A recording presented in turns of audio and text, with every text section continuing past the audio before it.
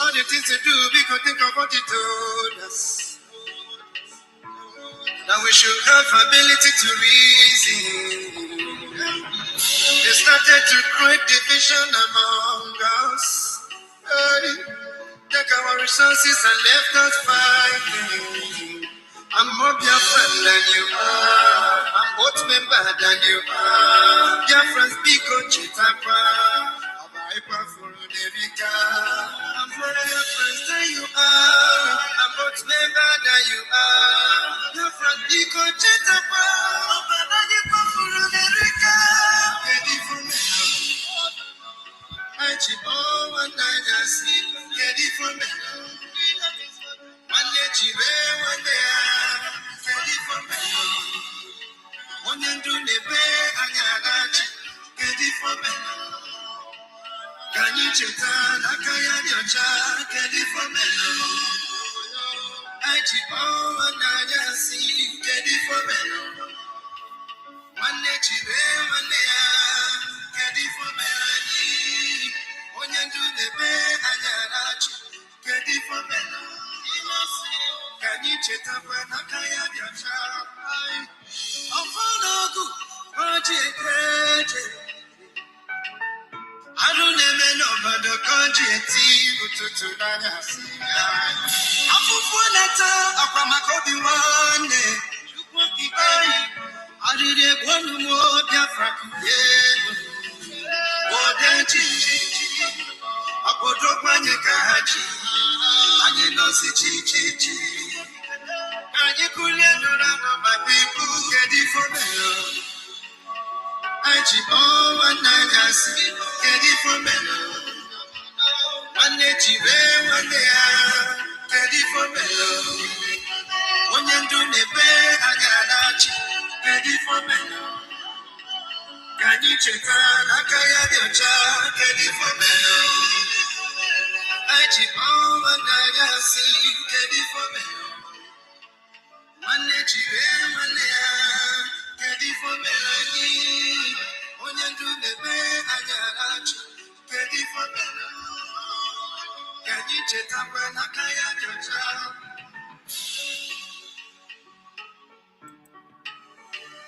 Only ask for freedom of indigenous people. They want to kill. Jubaki can be good, they want to kill. Assembly, I get it for me. I chip on one night, I see. Get it for me. One day, chive, one day, get it for me. When you do the pay, I got get it for me. Can you check out? I can't your child, get it for me. I chip on one night, I see. Get it for me. One day, chive, one day, get it for me. When you do the pay, I got get it for me.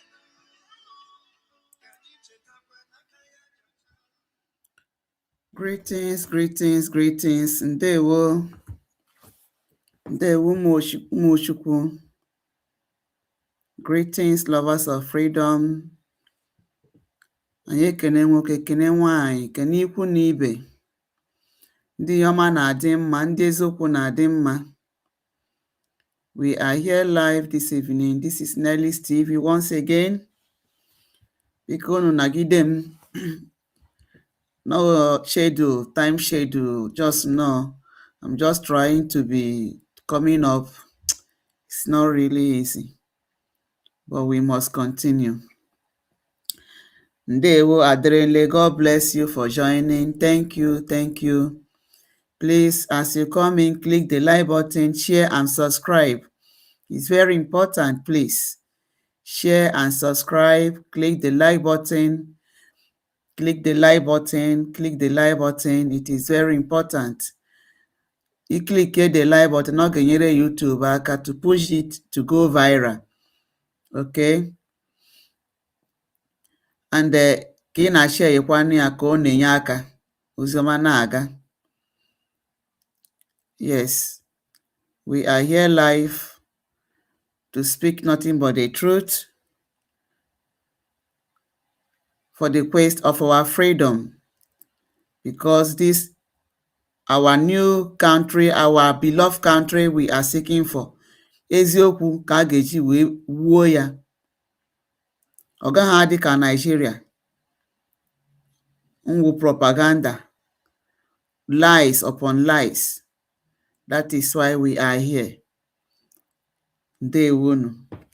So before anyị agawa n'onye anyị ji wee ji anya onye anyị bịara n'ubi ya, let us just listen briefly to some of these words, just briefly, before we go. To my house to kill me, my father, my mother, and my siblings. They came to destroy Afaruku. It was to gather together, to rally and to pray. On the 14th of September, this very administration of Buhari, run by Jubril of APC, decided to send killers into our land, into our peaceful land, to kill us. They sent them to my house to kill me, my father, my mother, and my siblings. They came to destroy Afaruku as a community. 2 jets were hovering overhead. They stormed into my house, and I sustained very severe injuries. And in the process of trying to defend me, 28 men fell. They are forever our heroes. That evil is what the murderous Nigerian regime called the Python Dance, with their collaborators in Igbo land and elsewhere. As you already know, it is indisputable that the sole purpose of that evil dance was to kill me, members of my family, and innocent but brave Biafrans. It is tried that there was no justification for such lethal military operation. I was preparing to go to court on the 13th of October. I rallied at Ohafia and I told the powers that be, including Jubril, that I will bring 2 million men to Abuja. They didn't want me to go to Abuja because they had no case against me. They were afraid they would be disgraced before the world. They decided to eliminate me instead.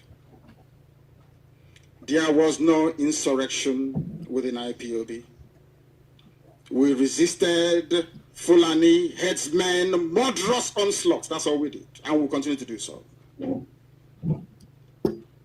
We were only being no insurrection within IPOB. We resisted Fulani headsmen, murderous onslaught. That's all we did, and we'll continue to do so. That's what we do, and we will continue to do so. That is Mazi Nnamdi Kanu speaking. That is what we do to defeat the Fulani Janjaweeds who come into our land to rape, to adopt, to buy, and to do all manner of evil against ndị be anyị. Mazi Nnamdi Kanu wee kweshiri maka ụmụnne ya. O nwee one incident mere Mazi Nnamdi Kanu ji wee fọma MSEN, ebe o tigidego mkpu na-eti mkpu na-asị ndị si na ha na-achị ala Igbo si fọm ọnụ security people na ndị Yoruba nwere nke ha, ndị ugwu nwere nke ha, naanị sọnsọ ala Igbo. And gịnị mere ọ na-awụ a na-ekwu ha n'okwu ka afọ mụọ sekuriti n'ala Igbo? Ndị ugwu niile, all their allies, ndị nkwuchite ọnụ ha, all of them they will go gaga. And ndị na-achị anyị, ndị na-achị ọwụwa anyị ka ha na-achị, ndị na-achị na that part of country anyị si wepụta, ha ekwenyere ndị ugwu. Because ebe ha na-eme ha anyị conquer, they thought that they would do it this time using the leaders in our land. Nnamdi Kanu wee kweshiri wee fọmụa ESN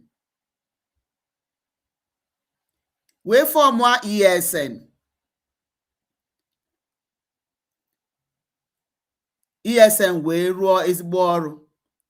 Mind you, before ọ fọmụrụ ESN, as you listen to his voice, that he rallied round Ohafia and told the zoo na ọ na-abịa court with 1 million people, with 1 million people. And ha na-ahụ ka ọ na webe ọnwụ na Maazị Nnamdi Kanu gara, imirimiri eso ya n'azụ, Igbo eso ya n'azụ, even ma ndị ugwu ndị nkwenyere n'eziokwu, ụjọ wee ba ha, ha wee dite Operation Python dance. Nnamdi Kanu said that he sustained series of injuries. And the people who try to save him, a lot of them, the zoo meminire ha. And we saw how they lied about it. Not until a na-egosi ha lekwa ebe unu gbara egbe. At the cause of this, Maazị Nnamdi Kanu's parents nwụrụ. I know one of his cousins, very handsome young man, who was also a victim of ndị ha gburu on that very day. Gịnị ka Maazị Nnamdi Kanu mere? He is fighting for our freedom, the freedom of everybody, the freedom of indigenous people of Biafra, which the acronym mbụ IPOB. Mere aja say that onye ọwụna wụ a Biafra, except if you're not a Biafra, that you are an IPOB. But not as an organization, not as a member of an organization, but as an indigenous people.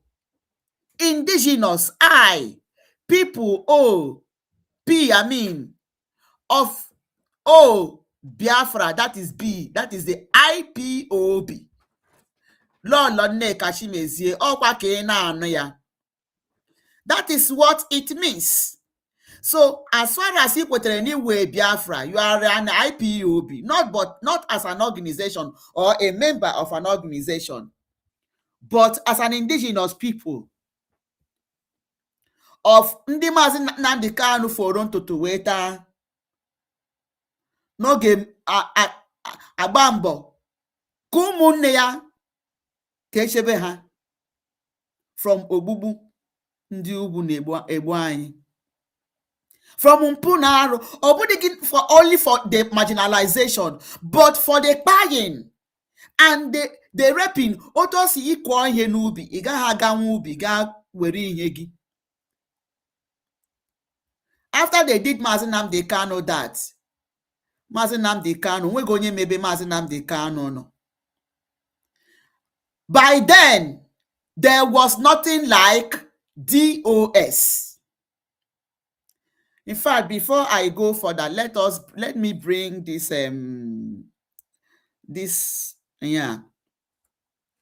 okay, I will bring it later. So before then, before then, there was nothing like DOS. Mazi Nnamdi Kanu was doing his broadcast, creating awareness of the dangers and the tricks and plans of these militias. I na share obodo. Please click the like button. Thank you for coming. As you come in, click the like button.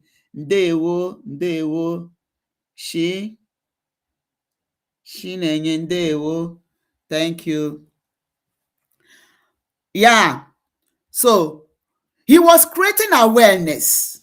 But because nobody was able, onwego onye nwere that courage to go deep of the message, ihe onye ọwụna na-asụ ụjọ na-atụ egwu ikwu, Mazi Nnamdi Kanu was saying it openly with his face outside, that made even Soludo to confess that what you discuss with your wife in the bedroom. I heard him say that in one of the interviews. Soludo say, now what you discuss in the bedroom with your wife, as you are coming out, you clean your mouth. That Mazi Nnamdi Kanu has made people to be bold to speak. That was Soludo.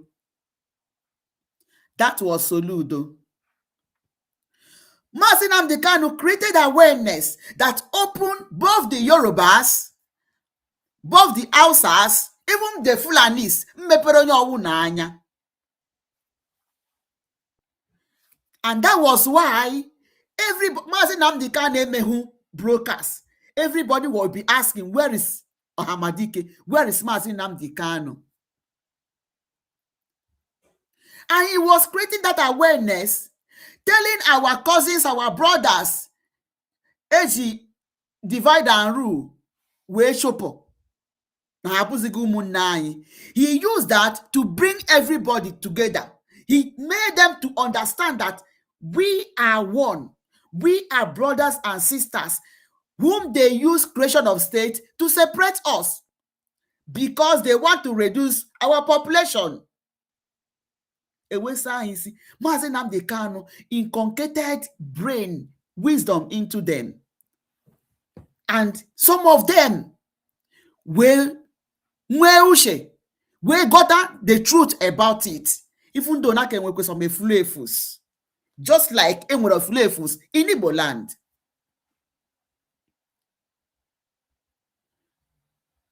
That was Mazi Nnamdi Kanu.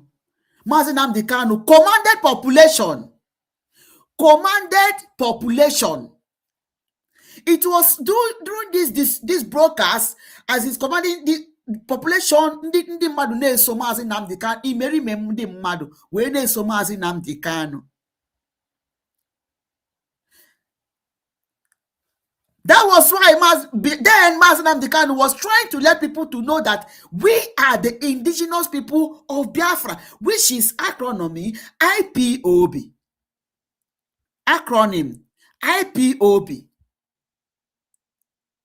The acronym of indigenous people of Biafra is IPOB. That was what Mazi Nnamdi Kanu made people to understand, and that was the origin of IPOB.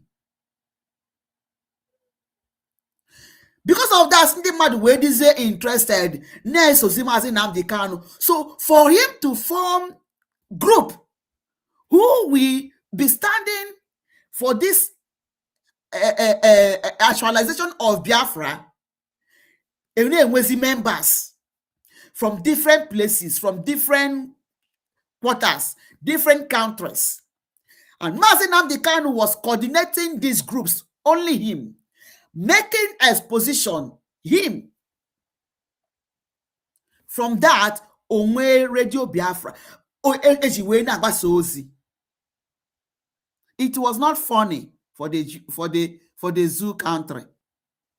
Ha na-achọ otu ọwụna ha ga-esi wee memina Mazi Nnamdi Kanu. Lolo Nneka Chimezie, you have to know the basis and the foundation of Mazi Nnamdi Kanu. When Mazi Nnamdi Kanu went to see how he can make Radio Biafra better with the apparatus Ogote Wega Nigeria, that was how he lingered. Uche Mefo, who was deputizing him, took over and was handling the Radio Biafra while Mazi Nnamdi Kanu was in Nigeria. Until after the incident that happened to Mazi Nnamdi Kanu, when Mazi Nnamdi Kanu resurfaced in Israel and later went back to UK.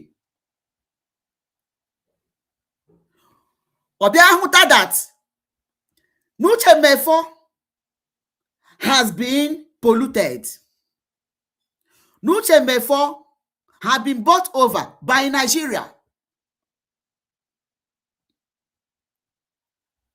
That was how the problem came. And Mazi Nnamdi Kanu silenced Uche Mefo. Uche Mefo were poor because of Mazi Nnamdi Kanu Bobataria for the struggle. Owe mewezi attack Mazi Nnamdi Kanu. And Mazi Nnamdi Kanu atopo de yo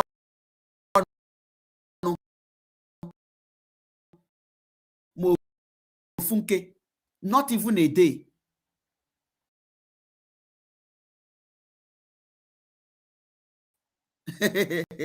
On the DOS. What is happening? Odika Moses. Nna nwunye Moses. Nna nwunye gwaria si ya. Sọnsọ gị rụwa ọrụ a, ọ ga-adọgbu gị. I have seen your passion. I have seen your sincerity. I have seen the love you have for your people. But shọ ndị ga-enyere gị aka ka gị na ha rụwa ọrụ a. Mazi Nnamdi Kanu formed DOS after Uche Mefo. That was how DOS came. Not knowing that these people have been, they strategize themselves looking for how they can destroy Mazi Nnamdi Kanu because na hana Nigeria na-erikọ na anwụkọ. Maka na hana Nigeria na dine on the same table. Where are people? Biko gina back on a like button. Go on, share, please. Share this broadcast. So that was it. Until ihe mere Mazi Nnamdi Kanu wee mee Mazi Nnamdi Kanu. Ewe mee Mazi Nnamdi Kanu ihe niile mere ya na Kenya. Up till today, this DOS, who we saying DOS are wise, have not been able to explain what happened to Mazi Nnamdi Kanu in Kenya. They have not been able to say, Lekwebe Mazi Nnamdi Kanu gara. They have not been able to say, Lekwenye mere Mazi Nnamdi Kanu. Up till today, this DOS have not said it. And from interview, we heard Chikedozie, Shina Sanwo-Oru voice. Ebe Shina Sanwo-Oru, in their discussion, or say that Ejiofor told him that the governors called him and told him they were about rounding Mazi Nnamdi Kanu up. Osi ya bụrụ na asị ka ọ na-asị Ejiofor puta bịa gbarịa ya okwu. Ejiofor never did it for once.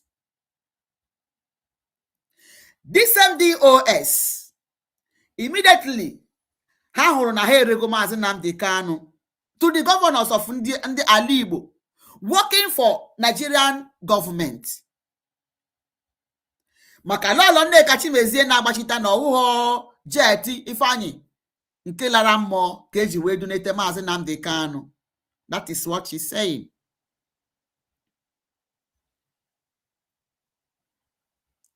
everything wega utosi wega. They started destroying, the DOS started destroying everything Mazi Nnamdi Kanu they were as a structure. But I'm not saying that they are following command and control, structure. Manandi DOS were destroying everything Mazi Nnamdi Kanu lay it down.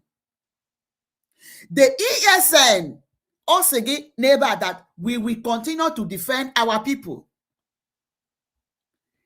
They sold ESN to governors. Governor Soludo confess it. Governor Soludo confess it. Lolo, Nneka, Chimezie, we are coming to you. I'm the Nneka background so that we would analyze your useless video email in attempt to castigate and destroy Mazi Nnamdi Kanu. You think you can succeed?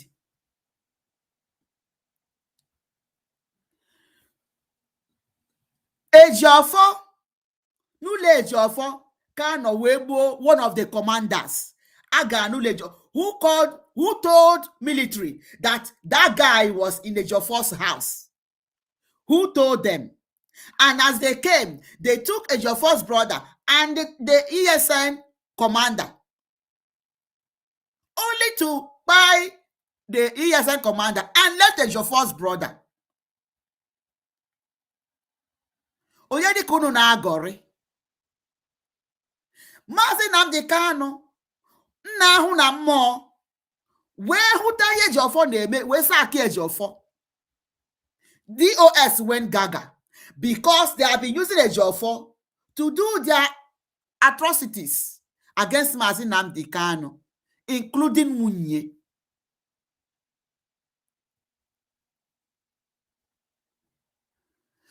So, for you to know that Mazi Nnamdi Kanu made DOS. IPOB did not make Mazi Nnamdi Kanu. If Mazi Nnamdi Kanu had decided not to talk about Biafra with the information on Yegorondi Madu that made people, even people that are not Nigerians, were following Mazi Nnamdi Kanu. Mandiosha neso Mazi Nnamdi Kanu. Lolo, Nneka, Chimezie, ebe iwuzi ihe na asị nwaanyị egbusha agụ ịbịa daa ya aka n'iru. Isi na ozi gị nwa lụrụ ọgụ na ala Biafra mere ndị amị ji wee kwụsị igbu ndị mmadụ. Ọ kakwa mma ma ọ bụrụ na ndị amị akwụsịgo igbu Biafra nso, ọ ga-adịkwa mma otu ahụ. Ya ọ bụrụ na ha akwụsịghị igbu Biafrans, it will be good. Anọ m ebe a na-ekwu because ana m ahụta this woman, na-ahụta ya sị na ndị a maka ha na-arụkọ with DOS, ha na ndị Nigerian security and the leaders na-arụkọ. Chinasa Nworu na-eje Nigeria with escort. Edozie ha the same thing. So, why is it that they are not after them? Ya wuru Mazi Nnamdi Kanu. Okwiku Simon Ekpa n'ọnụ. Why is it that they are not after them? Ya wuru Mazi Simon Ekpa, who is in Finland? Ya wuru Otosiweme. I will not go deep to this because I want us to be analyzing Lolo, Nneka, it's not Nneka, you are not Lolo because you don't behave like a man. Title. So, Madam Nneka Chimezie, DOS contracted you where one army that they want somebody to come and address Biafran so that they will use her. They will use her to destroy Biafra. The army were not within the police. People did not really know the background of you being there. It's in you were a journalist. Nobody knew you as a journalist except as you featured in that program. And though that program made a feature, We mere in a turn only more than 50 million subscribers. It's not 50 million, it's not 50,000. So in more than 50,000, about 50,000 subscribers. It was that program that lifted you. Which in the DOS, when we background, people did not really know their plan. It will say, hey, Nino Nairun Yami, we Pwezoku. Not knowing. Who formed the ESN? And what was the work of ESN? We are coming to that. Let us listen to this. Because in a kwoku, ndị ga-eme ihe Maazị Nnamdi Kanu ịpụta. Because you people don't want Maazị Nnamdi Kanu to come out. The other day, mmadụ nọ na channel go say that Maazị Nnamdi Kanu is already convicted because all you know chọrọ for him to answer not to go convicted. And you don't know that there is difference between a prisoner of conscience, that is political prisoner, and a criminal prisoner. You people don't know that. In Orona na channel go na the DOS na na-asụta ọnụ. Yo na Maazị Simon Ekpa pụta hụ to take over from DOS, which ha gakwara in a okwu leadership. Ha gakwara for leadership. They want to replace Maazị Nnamdi Kanu. They went to have election. Maazị Simon Ekpa was there. DOS was there, all of them. Unfortunately to them, this woman, what do you call her? Nelo Febu. Women nominate Simon Ekpa. And Maazị Nnamdi Kanu has seen the deep Maazị Simon Ekpa na Agakwa in bringing information to expose the Janjaweeds. Because that is what where Jide Hanebe Jiha. Listen to Simon Ekpa. Even when he was not apprehended, Yawuriwe DOS. Iwe Haburo, why should Nelly Ofebu nominate Simon Ekpa? And Simon Ekpa will show it because nobody sees DOS. And even Emere Chikedozie interview after the adoption of Maazị Nnamdi Kanu, Umuada Wemeya interview. We saw how Chikedozie he messed up. He messed up. Everybody knew that these people know what was happening. From that interview, that interview, that all of them knew DOS leadership, that they know how Maazị Nnamdi Kanu went to Nigeria and what happened to him. This DOS. So there's no doubt again that they contracted you. They wanted to see that everything is gone. And he is a Maazị Simon Ekpa. Biafra struggle continued. Up to this present day, Maazị Ogechukwu Nkere nọ n'isi. And a lot of things have been happening. Ọtụtụ ihe na-eme, ọtụtụ improvement. That Radio Biafra, unu rere, gadowezie na Manchester, yeah. Gadowezie the headquarter na Manchester, one Chinese apartment. Maazị Ogechukwu Nkere under Brigi has brought it back again. Unu ga-ahụ ọgwa transformer. Because this struggle must be, we must win this battle. We must be free. Ebe no ndị osho. Ndị osho no, because of the little thing you are getting. Onosunu ga nogide wuru slave. Lolo Nneka Chimezie kpọrọ onwe gị. I saw your son. As big as he is, could it be that he cannot advise you for this lane you're going?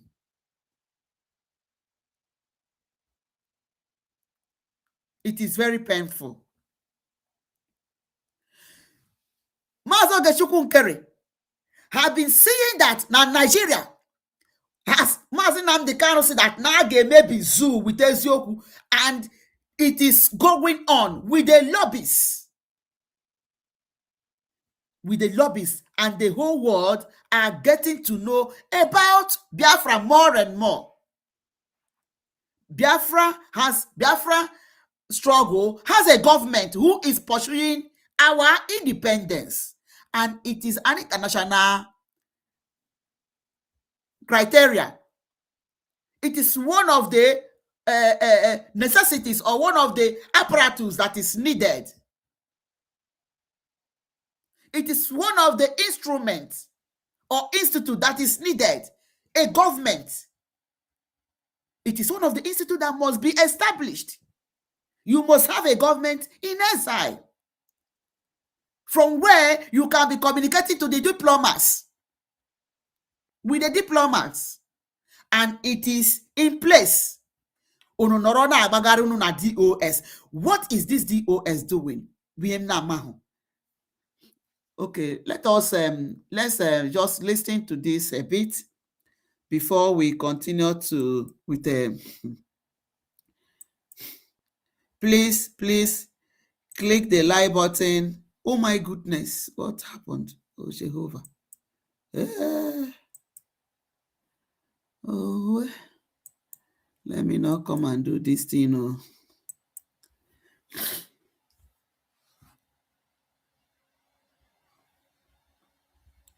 Oh, I have done a mistake here. So please, let's click replace now. Please. What is this? Sure. Good. Please click the like button. Click the like button, and I want to see our comments. Okay, so let us listen a bit to this. Okay, with time let us see this.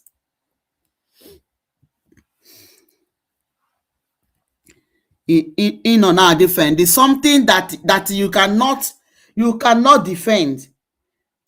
They brought you out to come and destroy Mazi Nnamdi Kanu, and you think that it will work well for you. Let us listen. Much for your personal invitation, for your leadership, and for your friendship. I'm honored to be back. Psalms 96:14 asks, "Who will rise up for me against the wicked? Who will take a stand for me against evildoers?" Nigeria is facing one of the gravest religious freedom crises in the world. As the former chairman of the House Foreign Affairs Committee on Africa, I have visited and have seen firsthand the direness of the conditions in what is now the deadliest place on earth to be a Christian. They are targeted, displaced, and killed simply for their faith. The ancient plea, "Is there no help for the widow's son?" still echoes today. Since 2019, nearly 17,000 Christians have been killed. In the first 7 months of this year alone, hundreds more were murdered. On June 13th, during the Yellowwater massacre, more than 280 Christians were slaughtered in a single day. These are not isolated tragedies, but a sustained pattern of religiously motivated violence, often ignored or even enabled by the Nigerian government. Extremist groups like Boko Haram, Fulani militants, and ISIS West Africa attack often without any meaningful intervention from authorities. The lack of response has created an atmosphere of impunity where Christians continue to live in constant threat and fear. The United States has previously recognized this crisis. President Trump not only designated Nigeria as a country of particular concern during his first term, but redesignated it again in his second term after President Biden inexplicably removed that designation. Religious persecution is tied to political repression and weakening institutions in Nigeria. Example, the detention of Mazi Nnamdi Kanu is a clear example. In 2022, Nigeria's Court of Appeal struck down the charges against him and ordered his release. The UN Working Group on Arbitrary Detention has also called for his unconditional release. Yet he remains in solitary confinement, in deteriorating health, and recently had to represent himself in court. Nigeria has signaled that the law is optional and targeting Christians is fair game. Just hours ago this morning, despite the pleas and cries of Nigerian people and many Nigerian lawmakers, Mazi Nnamdi Kanu was convicted on all charges. For fiscal year 2025, the U.S. has requested nearly $8 billion for sub-Saharan Africa. But when Americans see political prisoners, judicial defiance, and the slaughter of Christians, they understandably ask as they meet their own struggles, why should our tax dollars support governments that refuse to protect their own people? Is our aid aiding a genocide? Nigeria is a nation of tremendous potential, but that potential is being choked out by violent persecution of its Christian population. No country can build a stable future where churches are burned, believers are killed, and communities live in fear. The United States must stay engaged, and Nigeria must change course now. Mr. Pratt, a direct question. Do you believe, in your professional assessment, that the government of Nigeria has been infiltrated by jihadists? I do not believe that the government of Nigeria has been infiltrated by jihadists. Okay, because when you look at the selective enforcement of the rule of law, one might question if there are any favoritism or looking the other way when groups are being specifically targeted, despite the fact, as my colleague Mr. Moore mentioned, not enforcing the rule of law with regard to weapons. My next question. How has the Nigerian government reacted since President Trump's country of particular concern designation announcement? They have taken the designation very seriously. There is a senior delegation here now. They will meet with the most senior officials of the U.S. government this week. And we have already demarched the government in Abuja and here in Washington on the action plan. And I can say that the results so far have been positive in terms of cooperation. The Nigerian government needs to do more to address this issue themselves, but what measures are being taken to assist Nigeria to increase its focus on persecution, particularly in the Middle Belt? Yeah, so thank you for your question, Congressman James. As you mentioned, the Middle Belt is a particular concern. That's where Christians, you mentioned Yalwada, where 250 or 280 Christians were killed, massacred. They were targeted because they were Christians. Churches have been burned there. There have been internally displaced people there. And so we're reviewing all options at the State Department, including Chairman Smith, you mentioned our bureau, we have Global Magnitsky Act sanctions. We have other tools at our disposal as well to make sure that Nigeria, the Nigerian government gets the message that we are serious about the persecution of Christians and other communities as well, but particularly Christians right now who are suffering disproportionately in the Middle Belt. Thank you for. Okay, let us start from here. So you see, they're talking about Mazi Nnamdi Kanu, raising concern of Nigerian treatment against Mazi Nnamdi Kanu. Who is making sure that Mazi Nnamdi Kanu's case is being discussed internationally? It is Briggy. Where is DOS? They are nowhere to be found because they want Mazi Nnamdi Kanu to go into extinction. They want Biafra nation to go into extinction, not to exist, so that they will continue to be dancing with the evil leaders in Nigeria, eating blood money, na-eri ego ọbara.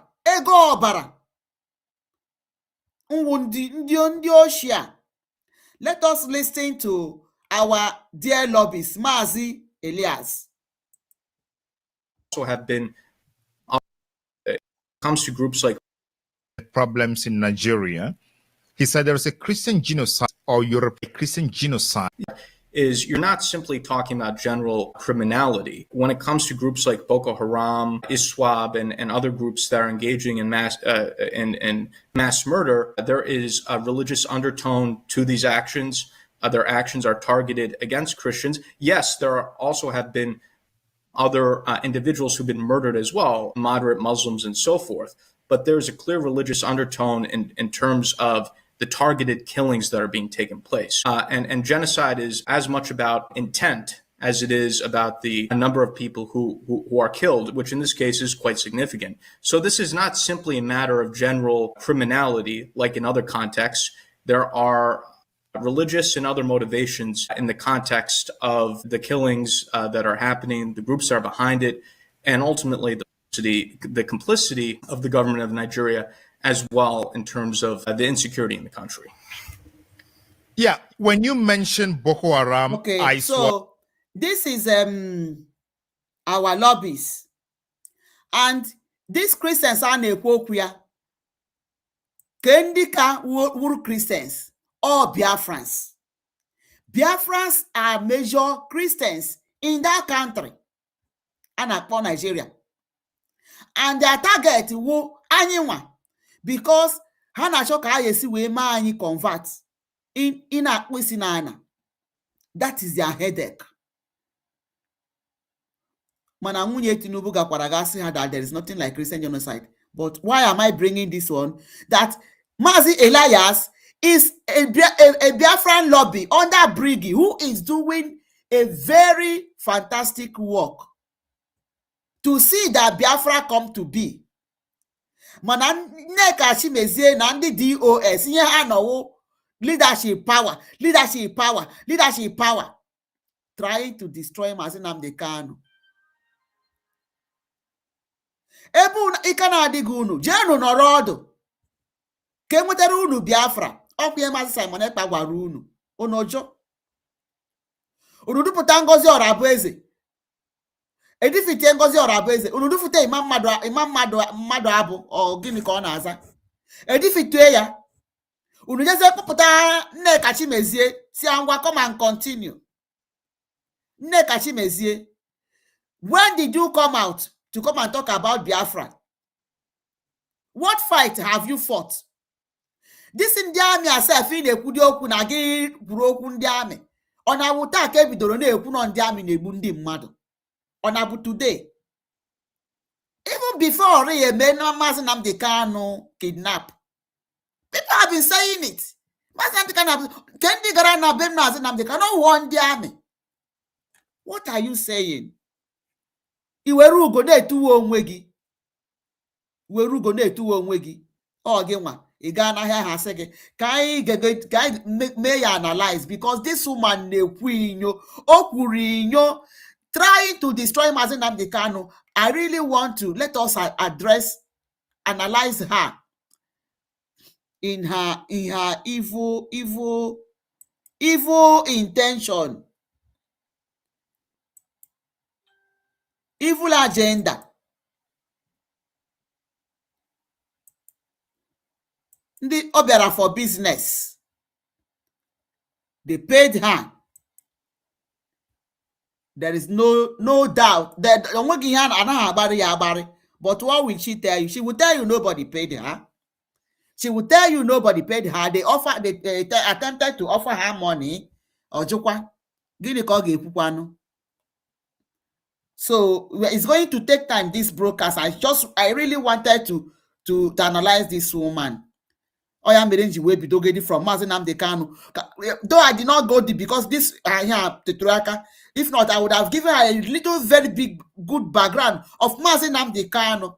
Because Omaga ebe mmiri si wee baa ụgbọgọrọ ọpụta nnọọ tiaka na apata na-ekwu ihe na-agba ka moto. This woman, it the evil. Nneka Chimezie, hello. What is an AI engineer? How do we define it? The way to imagine it's quite simply. Yes. Yeah. Leonard, welcome. Thanks for me, Johera. And one, onye ọbụla ihe m na-ekwu na-ewute biko. I mean imejọ onye ọbụla, to be honest with you. I don't mean to offend anybody. I got home. But ihe m na-emekwe n'ụwa cry as a mother. Koduma. You know, Koduma. Kainyaka. Ide mmagi wu. And then when something Ịbịa mewe attack Maazị Nnamdi Kanu. Oh, ya wụ ka ọ dị mma. In which way? Let's continue. Ebenata ihe hip hop, advice enough. Ihe m chọrọ ka anyị kpaa ugbu a na ọ sị na ya ga-ebenata ihe iPod na-enye ya device enough. Like seriously. Ana m agwa gị Nneka Chimezie, ị hụrụ ụkwụ anyị tọnyere against Maazị Nnamdi Kanu against Maazị Simon Ekpa. That is what that will pull you down completely. Ọ ga-pull you down completely. Yeah, Jew ndị gbagoro Maazị Nnamdi Kanu ụdịka mgba. Where is Ejiofor? Ejiofor na-aga na kwọ na-aga lega na-aga lega agba egwu na-etu ego. Where is he? Ọkwa ego ahụ nna na ụmụ Biafra sị IPOB pay dues anaghịzi akwụ ya ha na-agba agbakere ana. This is your downfall. Ọkwa ịhụrụ ụkwụ ịtọnyere. You started it na-enye gị ndụmọdụ. Why are you against Maazị Nnamdi? Onweghị ebe o ruru gị na Maazị Nnamdi Kanu. Onweghị ebe o ruru gị na Maazị Nnamdi Kanu. Ị na-akọ Maazị Nnamdi kọrọ Maazị Nnamdi Kanu kọrọ elu ịkọrọkọ n'ala ibunye nyelu ịtụọ ya n'ala. You said all manner of things. Isizi na ị ga-ebenata. Mgbe ebenata kwesị na iwu Galadima. Iwu Galadima kwụ ya. I ain't even hear this one. Iwu Galadima. Ị ga-ebelata asa na-enyezi gị ndụmọdụ. Like seriously. Ebenatakwa now. Continue with Maazị Nnamdi Kanu. Continue in your saga against Maazị Nnamdi Kanu. Tụwasị niile na-atụ against him. Mana na ga-agbara Maazị Nnamdi Kanu akaebe n'elisi gị. N'elisi gị. Ala Biafra ga-atụ gị n'ana. Ngozi Ọrabeze na ndị autopilot and ihe ha na-eme. Unu jụọ this woman ndị osno autopilot osno autopilot ma motopilot. Unu jụọ ya ndị wu autopilot. Madam Chimezie, Nneka Chimezie, gịnị wu autopilot? You don't even know what is. You just know the DOS. What again? No, yeah, what again? You na media, papa. You a journalist. Ebe you journalist. Journalist in Kendingene. What kind of journalist are you? What channel? If not to that program, eh? Nneka Chimezie. Autopilot. Ọkwa ndị DOS ahụ wepụtara that ihe a. Maazị Nnamdi Kanu ejidere Maazị Nnamdi Kanu. DOS abịa to confuse people. They will be sit at home for Maazị Nnamdi Kanu. Sit at home. Na-aga no sit at home as no 1 week kasi na ogene. People because na ndị mmadụ hụrụ Maazị Nnamdi Kanu n'anya maka na Maazị Nnamdi Kanu wisi na-ebu ogidi. There are so many people who are also doing, but you can't do this to Maazị Nnamdi Kanu. People love him because he stood upright. He stood upright. Even Nigeria kwere ya nkwa niile. Kwere ya nkwa niile. Shinodi mfe. No na UK na-eme ihe ahụ Maazị Nnamdi Kanu na-eme. UK ịma na ọha nwe Nigeria. UK whom you know na ha nwe Nigeria. Yet Maazị Nnamdi Kanu nọrọ na UK na-agwa UK ihe ọwụ. Nnamdi Kanu also made people na-amahụ the real deep of arụrụ a na ndị be Eniza. Nnamdi Kanu mere mbụ ụwa niile mara arụrụ a na ndị be Eniza na-eme against Biafrans and against even the so-called Nigeria.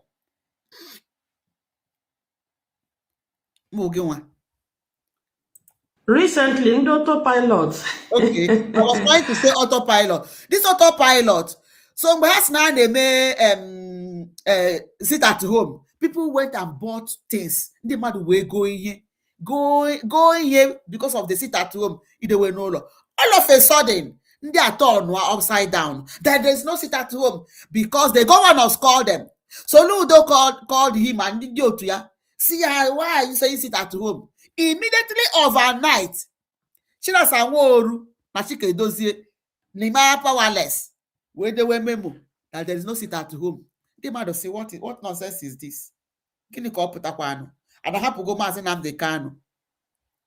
Even this Mazi Simon Ekpa was even saying, KGDOS sente. KGDOS sente. Nke no na fence nke ugbu a. Onye no na elu fence wo Biafra disunite. Was the onye na say, do not, no. Do not do that. That DOS, what they are doing, they have an evil plan against what we are fighting for. Mazi Simon Ekpa was even on the, okay, let's listen to them because no harm Mazi Nnamdi Kanu na Aruko. Not knowing na ham with evil agenda. Yet people did not even listen to them. There was a massive sit at home. Massive sit at home. So on Mazi Simon Ekpa's program that evening, or say na this struggle abagokwa autopilot. What is autopilot? When everybody willingly, nobody is forcing you. Nobody is forcing you. Automatically, you do what you feel was right. Biafrans did what they feel that was right by sitting at home. Iwe ba the DOS has us is not autopilot because they don't want to know any other thing now. DOS. Oh, to say autopilot is way there. So you don't even know what you're saying. You just know puta no. There are manual questions. You don't even know anything. You just know that couple because they paid you, they contracted you. You come to do your damage for them to have damage control. You are dead on arrival. Majorly, I have my fans, my followers. Majority, in fact, I went on one of my page. I have a Jureba, and recently, honey, we were near Basara him new. Kampu nezo for the snam make content to cash out. I won't know mama from one question man where make content to cash out. Yes, in a page, no quote we hand them man like so definitely. I get monetize anyway go. Man only him could be a cake when I go Nneka again when a mother cover the data. And when we young came, Madam Kurumakanda me. Yeah, he went almost 90,000 views. He had about $2. Oh, yeah, only here content one and years. $2 on never 3,000 naira. Ozure Jim born in 2 hours in my life. You know, so just to help, madam, I monetize quite say, yeah, well, good and fine. I am trying today, woman candy. Oh my gosh, oh my thanks. Whenever he went, and majority of my fans, Igbo, my content to Buna Associate. In fact, Kuroku Makanda, me so I know you, but somebody I come to Lolo, so I saw you, but say I couldn't marry. I don't want me to answer Swan, so I'm a master for English. Well, I'm guessing Yamako, my language. You know, so the autopilots videos in case one day not the case like I was on a but it's not about money, it's not about me, it's about us. Now Atom Candy or to Dara, why you can do to Simon Ekpa today? So if they are here, you are like a have. Because I don't know if we hear honey me, where he went. My question, Nobo. On like you know, okay, because they made broadcast to now. Now my 2 phones can use Mama and get a show that broadcast in Gozimene today. Oh, man, broadcast now.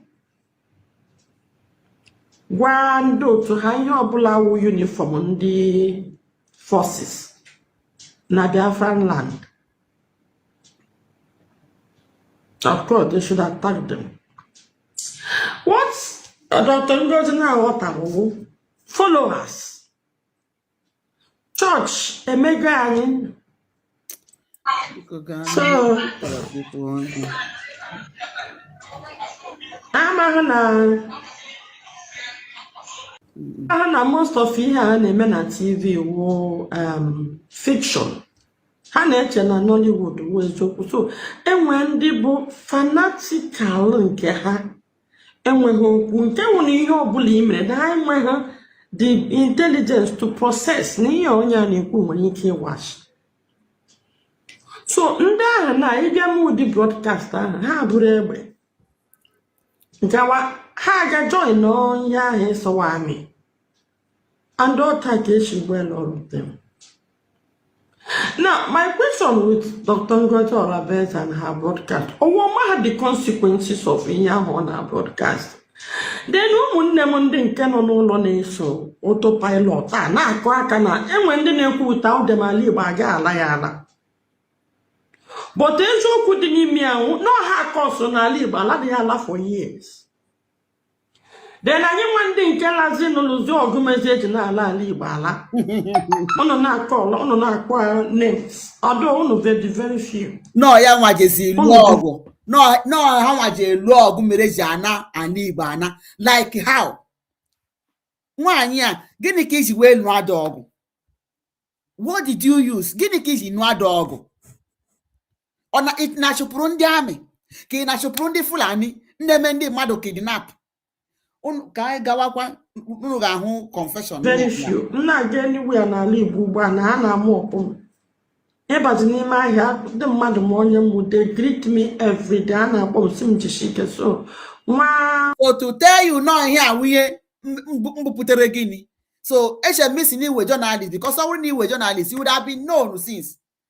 Ekwesịrị ịma n'ogo since. Ịghọta? Ekwesịrị ịma gogo ama.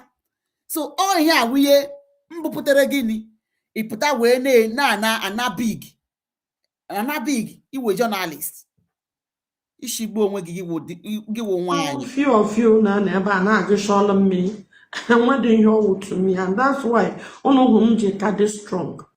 Imagine being able to build anything just by thinking about it. Meet Base 44. Maka ndị Igbo ma mmakwa n'ihe m na-eme. Datago onye ọbụla nwee sense of reasoning ikwu eziokwu onye ahụ ma. Even ndị otu Simon Ekpa na-amakwa n'eziokwu but because ha adịgo fanatical about Simon Ekpa. Ndị otu Simon Ekpa. Which people are ndị otu Simon Ekpa?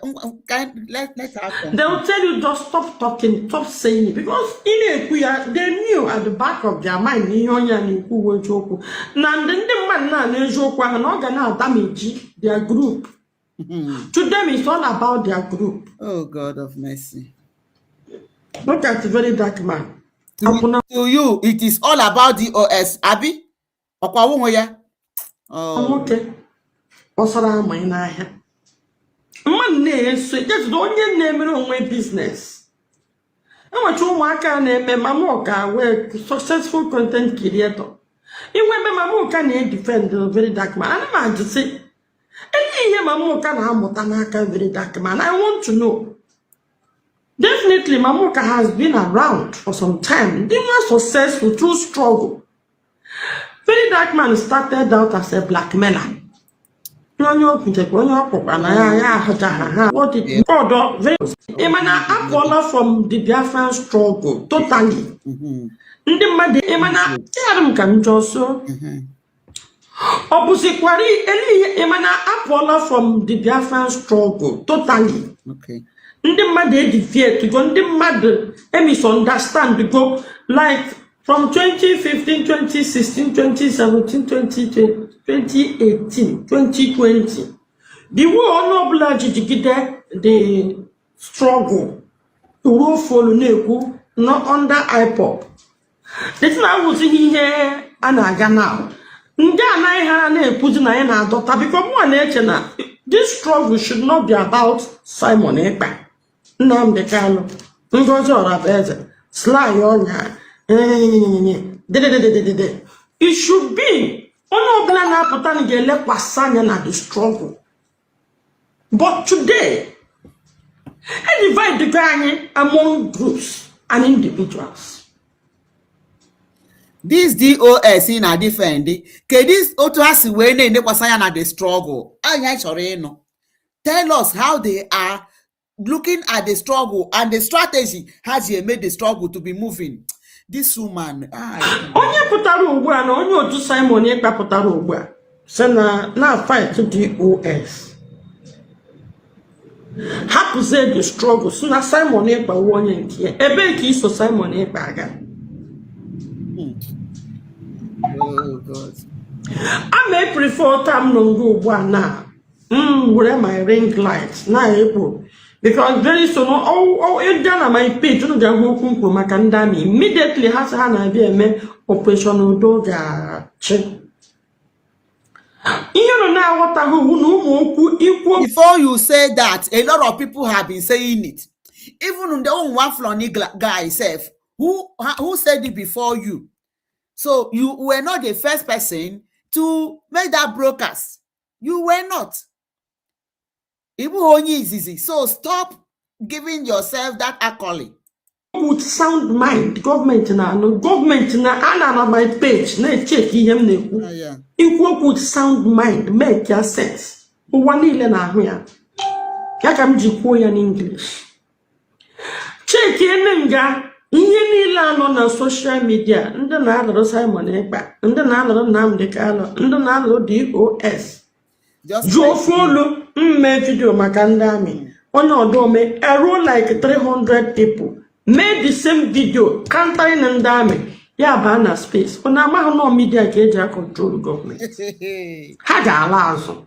So like this woman, it's like you were not even following Nnamdi Kanu. You were not following Nnamdi Kanu to tell us I am no media keja control. So that's why I gave you that background for you to know how Nnamdi Kanu the media will destroy the zoo. So stop this you're doing. Stop this rubbish in a public opinion. Oh, public no, this one happened. Oh, public opinion. The international community and then let the arguments have their about touch. Mano no majiye ne mugba now. Nigerian government to corner apostola ESN ebe ni. Makana chalu go feel na ESN on the original on the IPOB when. Yeah, what is something I just mad to confirm that.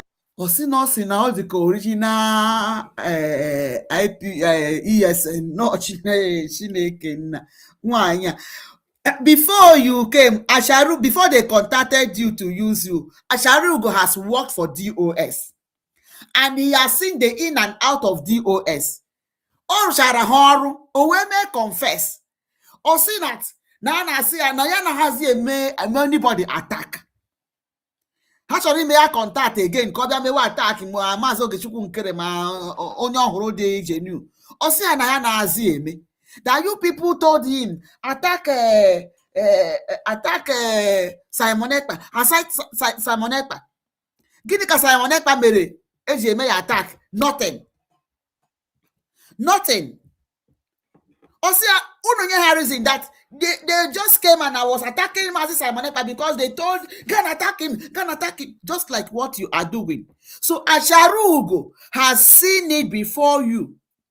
Or go the DOS or where Sharaha, where hold that. Never heard Aganu's adding her. Or who that she was destroying herself rather. So Gino Wegi, it was a Madame Pinto. Up here, Ida Kapuzie. Giwa was a Galadima. It does to accuse Mandi Bugos of Weba also. Allegation. Because why? Osiano no kuro Nnamdi Kanu. Then Darlington Apatakwa knows also. Now it's now about Nnamdi Kanu. It's not even about hip hop anymore because I know about hip hop. Because once he say DOS, Asakala, it means he dissolve all IPOB. He got sacked without leadership. Once he put a dissolve all the leadership of anything, and that thing I asked Alan. So I begin to query. Here now in me. We are here innocent people. Here na nke na ke with them na this thing obo. Ụmụaka na-arụ onwe ha ọrụ na ị na-aga iwuru onye ọlụ shọlụ town na-aga ihe ala. This is where ebe m gara school n'ihe ọma girls. I graduated from ọma mgbada. M na-aga visit well. Then echi gị ihe ala ebe ahụ emepele business na ga ebe ahụ far back as 1980. Oh, you die. Today, ebe ahụ kwụ n'ọfịa. In fact, enwere video mere wee mee ụzọ dị mma accused. Ya na ọnwụ na aka ya adịghị na ihe na-eme n'osi dibe ha that road to ndị Fulani. Ya rụọ that road. Arụwara that road na ekwume ihe a. Na December ka m pịa hope that thing. The whole people na-eme business ebe enwere nke mmadụ tọrọ maka sị m na onye nọ na shop a na even na gburugburu. I mean, this is somebody now who was part of it, but they died. And when they naturally agents now how part of this, Carlota Alibu, Hannah Lotta Potime ha kidnap, Woha. Kendi mere ha kidnap. Was it fanatics? Ozubo, maka ha believe na the DOS emetege ihe action.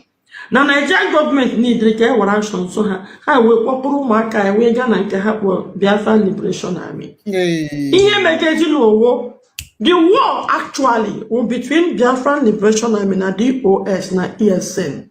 Because from investigation I mean it is alleged na most of the Biafra Liberation Army buru some coordinators and the IPOB. Now it is alleged. It is alleged. It is sure. And who is MSEN? Who is DOS? Who is Biafran Liberation Soldiers? Is it Nachikotara Omumado Ubana Liberation Biafran Soldiers? How are now abusing the MSEN? Hey, Nneka Chimezie, onye mere gi ha. This woman onye mere gi ha. Ine maro.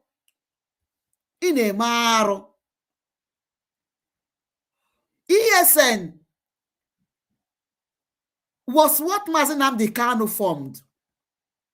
Eji wee shuo Fulani, ani Igbo wee di n'udo. Ndị mmadụ wee na-agagharịzi unlike before wee na-agazi ugbo. After kidnapping of Nnamdi Kanu, ndị otu gị were MSEN wee na-egbu ha like say tomorrow no day. Na-egbu ha. Ma ndị amị ma in-house enemy. When Simon Ekpa came on board, he metamorphosed them into military because they cannot be answering security apparatus like a vigilante, something like that.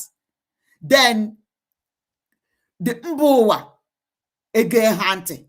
So as a government, you must have a military to defend your land. That was why ndị unu gbufọrọ, ndị DOS gbufọrọ, wee mee ha metamorphose into Biafran Liberation Soldiers. That is how Biafran Liberation Soldiers came to be. You don't know anything. You just know puta na calling you this woman. You na call knowing you. Imaho nkebu MSEN. Imaho nkebu Biafran Liberation Soldiers. Na agakwa n'iru na call your trust. Ihe ndị ahụ egburu anyị na suspect na asari dike bụ na ndị amị. Actually no ndị Biafran Liberation Army wu ndị gbute ndị IPOB na-ekwe ha across carpet because could you hear this woman? She came out before. So your investigation is new a journalist, which means now there's anyway journalists in the Nigeria or the same thing ha na-eme ka ị na-eme. The same work. You came out, you told us that n'inyola n'ịgba n'ọkụ wee hụ na Asari Dokubo ka emere contract ka ọ na-egbu ụmụ be anyị. Imekwa ka video nke iji eto ọnụ si nọ ndị amị na-egbu ndị ụmụ be anyị. All of a sudden now, Nneka Chimezie, you have exonerated Asari Dokubo, whom used his mouth also even to confess. Asari Dokubo confessed that Nigeria contracted him. Come minandi banyi. And they were doing it. Giwa wu Nneka Chimezie. When I say can you manage we have Asari Dokubo? O we na ebusi so mu ba anyi, computers no nwezu mu nwoke no na ba anyi. Kono nwezu mu nwoke no na ana Igbo, mmere Asari Dokubo ji we na egbu ndị mmadụ. Ewe gba ya nkịtị. Ewe gba nkịtị, ndị o mere recruit, boys ha na-akpọ asawana. You Nneka Chimezie. You told us that you even discussed with asawana. That you spoke with them. So you na wo ase ke na ato. You bugo na so ke na ato. Asari Dokubo ji onu ya we may confess. And then na ho aka ya, oka de ekwukwu ya that he will smoke Biafrans. Opuru ya. He said it. That he's a jihadist. And don't hear we duga ya. Ke obodo duga ya. We ga train ya. Oh, they go how many years? That exposition put that Asari Dokubo, the Fulanis are training jihadists whom they will use for their jihad war. That Asari Dokubo was one of them. One man mentioned it. The Korean Yoruba. He was a Yoruba man. I can't remember that man. Not that video. So that they were sent to Libya and Pakistan, different parts. He mentioned Asari Dokubo. Abbas Chinasanworu is one of them also that was sent to go for jihadist training. Iyon Azawu Abbas, Muhammad Abbas Chinasanworu, Nneka Chimezie. I hope you will hear this thing. I hope you will hear this. So Chinasanworu, Asari Dokubo are not different. They are the same. That was why Ojiwenwe they got to be buying ESN leaders, to be executing them. Governors told him to do that, and he was doing it. Even some boys, some of his boys, Ejide, confessed. They confessed that no, Chinasanworu made her contract. Nneka Chimezie, go and look for that video. It is in the internet. All the Kagana see those old videos when a play, we have to be looking for it. Those guys confess. No, Chinasanworu, would their master, would their leader. I say again, kunu neme that they are looking for ESN commanders to be buying the no yagwaraha. But now you have exonerated the same jihadists in Jonia we may confess no jihadists and now ananya. What about Ndi Merewa the Nimo State? That young man that did traditional marriage. What about him? Nneka Chimezie or the no other story. Otu asiwe bonde mmadụ zuo ma nri. What did they not do? Imo State ka o mere happen. Nneka Chimezie, the young man si Germany wee gaa ihu family ya na n'Imo State.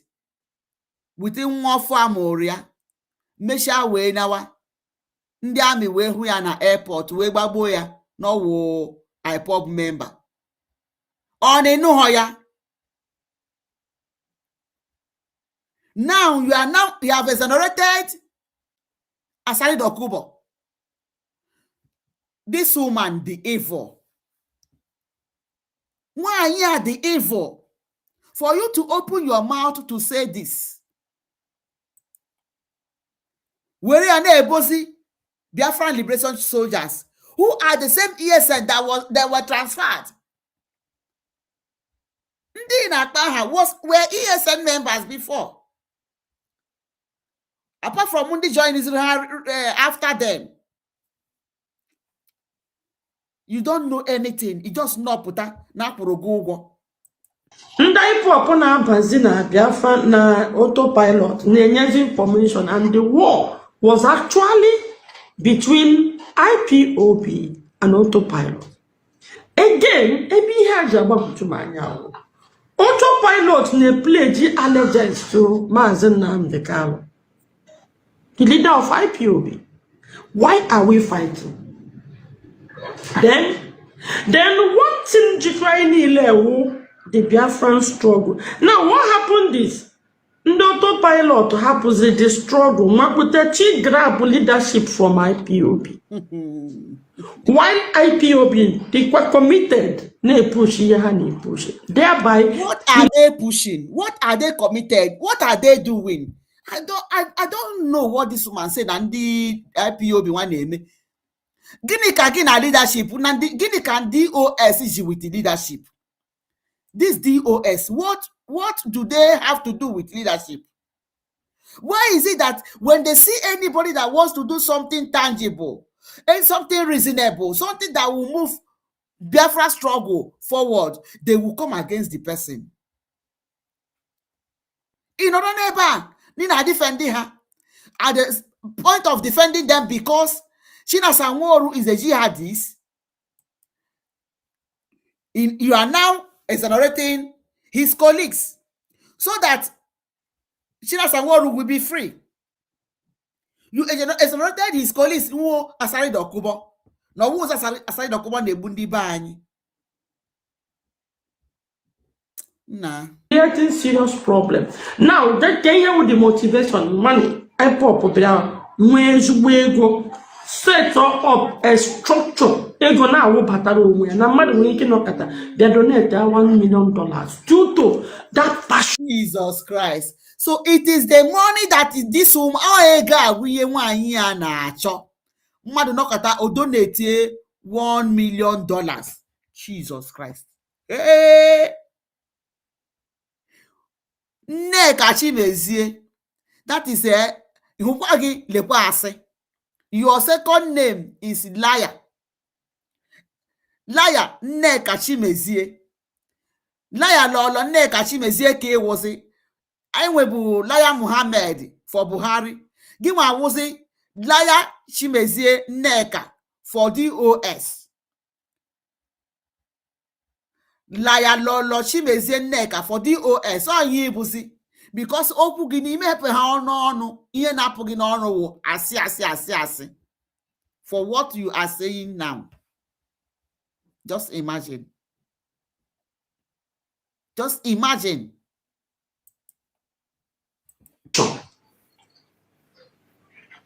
Then there's a nature. The genuinity of this struggle, really. I did genuine in this struggle.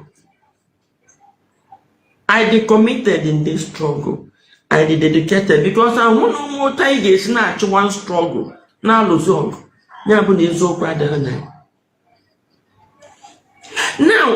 individuals like us, now Prime Minister, Mazi Nnamdi Kanu will lead the DOS. How won't that was the Prime Minister. All the can may go skip out. He was in a contract.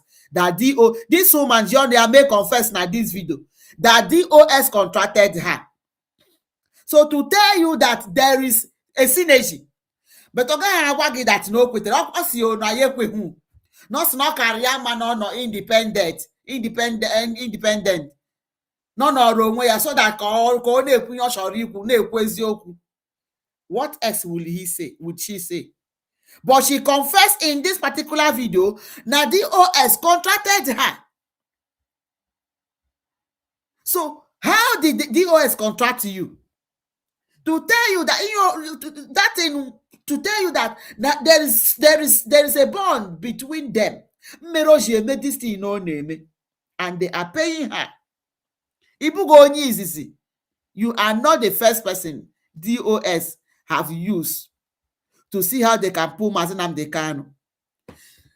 Mekana achụpụrụ Ejiofor. They were in darkness about what is happening to Mazi Nnamdi Kanu before the Madububu na Gabu court. So until Mazi Nnamdi Kanu inye ya waka anazige ekwe ya gaa. The last time I got court to na say, what did he say about Simon Ekpa? What did he say about Simon Ekpa? I said, that was the last time he went to court. That day, he couldn't enter court. Court. So they now saw, because people did not see this woman, that she is evil. When I got caught to be getting information, people thought that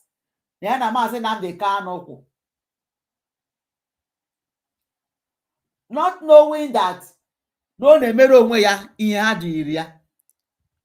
okay, that she was doing what she was contracted to come and do, to be getting information. Immediately after Mazi Nnamdi Kanu okwebie mgbe a na-asị ka eme protest for the release of Mazi Nnamdi Kanu showore ha ahụzikwa gị this woman, she never even opened mouth to say it. Onwegi mgbe ndị si Mazi Nnamdi Kanu ọ na-agbaga na-aga court na ya na-aga court for Mazi Nnamdi Kanu, not knowing no DOS dugeria ka ọ ga na-ahụ how things are working, ma their plan ọ ga-work kwa ịtụ Mazi Nnamdi Kanu nga mkpọrọ ka o kwukwara ya ebe a. After then, there was a protest organized for release Mazi Nnamdi Kanu. This woman never said anything about it. She never made video to support or tell people, Bikonunu, Mazi Nnamdi Kanu must be released. Let's do this protest. She was not there. But on Agabu court, but okay, protest.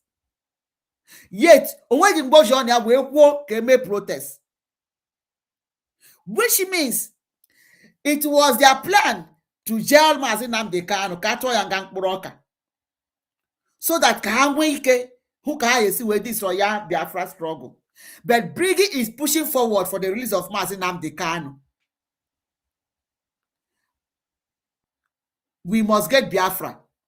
If Mazi Nnamdi Kanu is not released before Biafra comes, as Biafra is announced, Mazi Nnamdi Kanu is coming out. Because all plan. Menage was a common man, no members, no so. Kedu about the real members, the real people. It's not even member now. The real mover of the movement. They know. They now play with our intelligence and with our brain. Mazi Nnamdi Kanu one of the most popular group. That is why when I'm a mover, I'm a bulldozer. I'm telling you. I'm a very private person. And I'm teaching and I'm teaching now. So people knew me even when I was young. Maybe I'm mad. Things must be done right. Very vocal. Before you are evil. For you to accept to come and do this thing for DOS against Mazi Nnamdi Kanu, against innocent man, against somebody in their way, that's why I played the first video I played. How Mazi Nnamdi Kanu has suffered. onye agụpụgoro agụpụ on several occasions because of ndị gị na ha na-arụkọ. Gịnị ka Maazị Simon Ekpa mere gị? You don't know who is Maazị Simon Ekpa. You've not been with him, but you are talking as if that you have sat down with him and talk. Now you have generated Asari Dokubo, the jihadists. Presentation. Mmadụ kwuo otu okwu ebe niile dị. So when that chọpụta, they came to approach me in Daipo. Mtana mama mbanye. Makana ama ni ya bido ha na ego bịawa na ya yasa and mama nwunye dị. Bido ha na ego bịawa na ya. Ego ịgbagoro anya agwa this woman, hey, Nneka Chimezie iwu onye oshi n'onwe gị. Iwu kiri igwo. That is agboro kara aka ka ewu. Agboro kara aka ka ewu. You forgot on ye na-eme ndị arụrụ ana. Ha kwuo, they will forget what they have said. In this video, you just knock and watch anyị that nego na-abịa right and left, back and front into IPOB pos. Ofu onye na-enye $1 million. Ọkwa ihe kwuru ebe a. Na ofu onye na-enye $1 million. Chineke nyekwara ụmụ ya aka o. Na ofu onye na-enye $1 million. Okay? Mana nke ugbu a ị na-asịzi anyị that they contracted you isi ha na-esho hụ maka na ego bịawa ha na nsogbu adị. Like seriously. Chineke. N'ihe a na-eme dị mma o. Ọka mma na m outside m na-agbatako. That way member because they make a time woman did a suspend. Chifu nga chifu egwu come not outside mkwumla. Iye mkwuru ba ya mere. But Maazị Nnamdi Kanu were the most loyal and stupid members I've ever met in my life. Wenn du arbeitslos bist, obwohl du ein Studium abgeschlossen hast, gibt es eine Sache, die du einfach verstehen musst, um auf the most loyal and the command and control, they maintained it. Hey, what the whole say? Otanchi name expect na age. Oh, they got a few people na Maazị Nnamdi Kanu. Because of that dedication, I don't around him again, balance that things. But due to that passion, the man had no distraction. This leadership, yeah, no one will continue bananga. Bazenanga. Na leadership, yeah, enwe hoko before ya bananga. Hey, you are an inconsequential human being. Very inconsequential. Rather than standing firm, ndị nwegasị interest, of course, ụmụnne hụ n'ebe ihe na-aga and ha dị close na their family. Where bata hụ na ihe a ga-apụkwa na our family. So they see it as something they should keep. Ha ghọtara ya for what it is. It's a movement for something. So ha wee akpụte Simon Ekpa. No blame Maazị Nnamdi Kanu. Okay. No matter what. The moment he made somebody now who knew to now point to work on behalf of Portuguese, he created a faction. Take it or you leave it. He created a faction. These are the area the area and the man name because of Ojo. This woman na-ekwu okwu. Maazị Nnamdi Kanu kanokwa within o. Where see go and listen to Simon Ekpa. That is the only thing o kwuru. And even if that Maazị Nnamdi Kanu did not say it, when you heard how Simon Ekpa was exposing, he was the first person I saw exposing how the plan of this Buhari to make railway from Nigeria to Niger. Okay, so Kezi kosi ewuru Mazi Nnamdi Kanu oya nwa meri Simon Ekpa PM oya nwa mere ya prime minister. Whereas Mazi Nnamdi Kanu nọzụ na Nigeria n'aka ndị zoo na-anata torture before Mazi Simon Ekpa became Biafra prime minister then.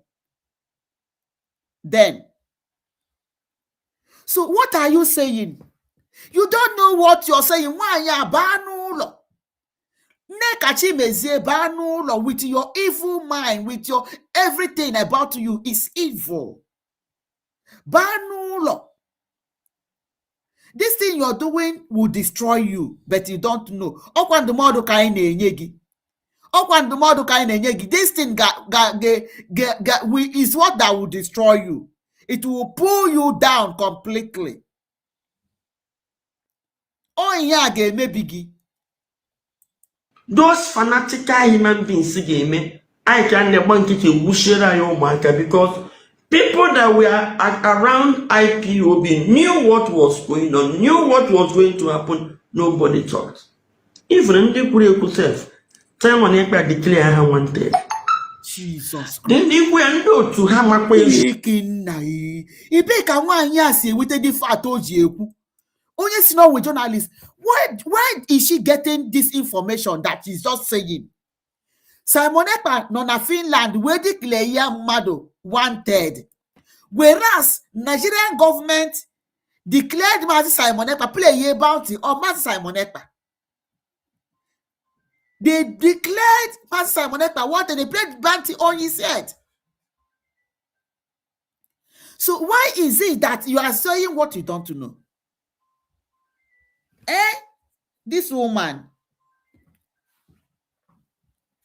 she can now. Hi. Now talk I cover and I sing with the proof. Why the proof is all over the place? In fact, I had web propaganda. I just say, then I be able this propaganda. Any year or just the autopilot and Simon Nneka. But would the Biafran freedom? Because amazing effect there is no oblige.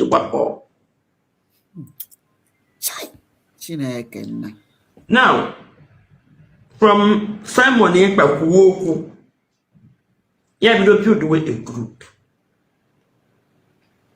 Now, when you build the group on a build, you have to wildlife pop, what the main group, no everywhere. Why did Simon Nneka refuse to join that group? Join IPOB. I did not join. Oh, no, why not stay in this woman is just like a dandosho. Hi!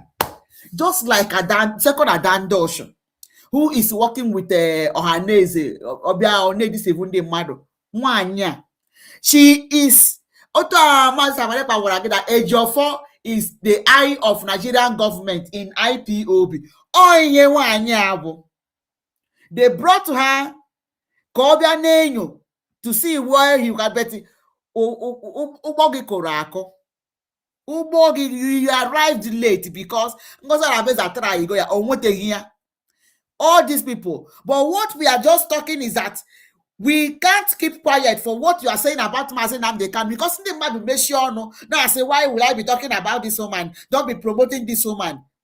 We have to counter your evil words, your lies from the pit of hell against Mazi Nnamdi Kanu and against Mazi Simon Ekpa. We have to counter it. Honestly. This next. It is where men get because we're professional and manage IPOB to make sure now federal government where there will be termed terrorist organization, the war to Ghana fantasy. Because from here, they mean America no more Nigeria. Already have difficulty but into IPOP and Igbo matter because now and we go arms abatago n'ime the struggle. So this woman, the America that came in, who brought them? Is it DOS? Liar Nneka Chimezie, DOS. Is it your DOS that brought America in? Evil woman. they can't come in. Then the question, the arm butter into the struggle, Onyinaka, did it actually help? No, it actually destroyed us. It actually destroyed us. It actually sets the struggle back. Ihe ji na-ekwu okwu this area, ụmụnne m nga ihe na-achụ nta anụ maka nna ngwa ejighị ofu obi without coordination. Anaghị gara iche nwere ike ịdọkpụ elu. There is no how mmadụ sị m na enwe onye nke sị m na hip-hop agaghị adọta ya naanị ha. Why would ụmụnne ọ dị ka obodo na-aga agha? Ndị asị ngwa ka m bụrụ ndị agha nke m gawa. Ndị asị ngwa ka m bụrụ ndị agha nke m gawa. Ọ ga-adị izi ndị iri bata n'ime unu, divide unu. Ọ ga-adị izi ndị iri bata were ndị nke a lụwa ndị nke a, that was exactly what happened. When you get advice, you see women member, a autopilot, a IPOB. IPOB is an organization, and one everyone knows now take a side. This is the pure truth, though. I want to know so no. And what the year got go to a bomb or washing, and all you have related to one serious problem. Yeah, ladies, when so I did move forward. Before the man has the DOS go say I am a can the DOS get in this confusion? Have you ever been to social media? We hear that missile to life when they get there. This woman, that is it will know Nyapari. That is it will know Nyapari work against you. You are a typical evil woman. I want to play this thing to the end. That is Aruana. This you see the Venus. That is the evil thing in the Nimewanya of vomitory out against Mazinam Dekano. So social media war, Mesri DOS cannot do anything. On our social media war, Mesri DOS will give me anything. Nke mere Simon Ekpa yet ona ganiru lobbies were formed and we Biafra government Mazo Geshukwu nkere imaru dika mgba gbagoro this woman adando chuhamanka can emekwa up to today. Do you know the kind of mgba agbagoro this man? Did he give up? Has Biafra government collapsed because of the saboteur? So why is it that because this social media war or something, Mesri DOS, nobody is seeing them. Nobody is hearing their voice. Now, okay, they have not even been able to tell us what happened to Mazi Nnamdi Kanu in Kenya. What are they doing for the release of Mazi Nnamdi Kanu underground for the 5 years? You are here telling us Nana Seki in a different day DOS. Yet is saying you are not an IPOB member, but in a copu here beside IPOB money na abata, but I wouldn't money abata, you don't want it. Hey, only you. In short, to say him, this my cry, this my plea. Only you. They went on wire. Ihe ka ha mpa welo nwaanyị na nda ihe nwaanyị na ndị ezi kele ihe ga-eme ka damage this woman, ihe ga-eme ka blackmail or this woman. You are not blackmailing Mazi Nnamdi Kanu. You are blackmail against Mazi Nnamdi Kanu is unbearable. It's unbearable. Onagbawobi. Udika say na atukwase Mazi Nnamdi Kanu na Simon Ekpa is unbearable. These people you are calling, they are not here. You went to Okwesini gara Sokoto. Mazi Nnamdi Kanu sege DOS iwepụta wee bịa sị anyị si nyewe ịmapawales ego nyewe everything money. This woman will know ego ka ọ hụrụ wee bịa.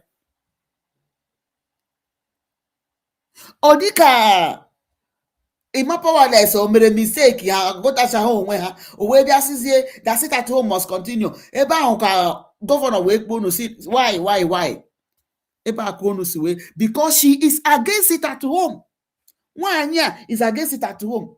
What power do you have against Nigeria to iji wee na-emewara ihe ha na-eme gị if not sitting at home? Nneka Chimezie, go and find out other countries that fought for independence. Find out if there was anything like sit at home. Some countries did it. Is it China? Is it China or India? I can't remember again. China or India. Nor sit at home for about 30 years or so. Germany had sit at home every Monday. Sit at home. When they were trying to speak against bad government in Hungary. So sit at home is a legal tool. Is a legal tool which the people willingly choose to express their feeling of Obubu, the same Nigerian government in the Buha. Gibonwani is standing against it. Ginandi DOS. Mgbe pụtara na agwa anyị na Mazi Nnamdi Kanu si gị, Mazi Nnamdi Kanu sikwa gị. Then Mazi Nnamdi Kanu was not in the prison. Okwa, but in Kuba imatago no ono na prison that he cannot give order. Because no dika una hula onwele be Mazi Nnamdi Kanu agbala onu okwu. We put against him. They should get it done. Or was it the struggle gave the anemia? Or the struggle? Now, I just saw the killer Simon Ekpa and the IPOB as sponsors of terrorism. Jesus Christ. Dr. I got a mail broadcast. Hey! So what is Nigerian government doing when the whole world knows that Nigerian government is the sponsor of terrorism? Chineke, this woman, Nneka Chimezie, liar, second liar Muhammad, Nneka Chimezie, Idiaruana. So the whole world is now telling lies. Na Nigeria may sponsor terrorism. So all Simon Ekpa, no na Finland we name ya abi, hey ya, Chineke nna. Some forces, I have listed some Nigerian soldiers and some police may withdraw. They told you that what is happening. In fact, no don't sit at home. And DOS to give Biafra struggle bad name. That is what you are now telling the whole world that Biafrans was it terrorists. Oh, was it the whole world? Nneka Chimezie is telling number one na Biafrans were terrorists. Opposite Nigeria, they may sponsor terrorists. So opposite Nigeria, they may sponsor terrorists. So this Simon Ekpa, na Nnamdi Kanu, according to this woman, and upon Nneka Chimezie. 1 minute before the whole world. Hey. Simon Ekpa accused as one federal government in the use. Federal government in the use here, yes, federal government we go Finland to hold him. Unu wesi Nigeria we go Finland ga gba akebe. Chai, Chineke nna. Chai. The moment the killer na IPOB na Simon Ekpa na sponsor terrorism. Yeah, putaze na mbowa. Okay, IPOB na Simon Ekpa. So he is now telling Nigerian government that true that IPOB with terrorist organization. This woman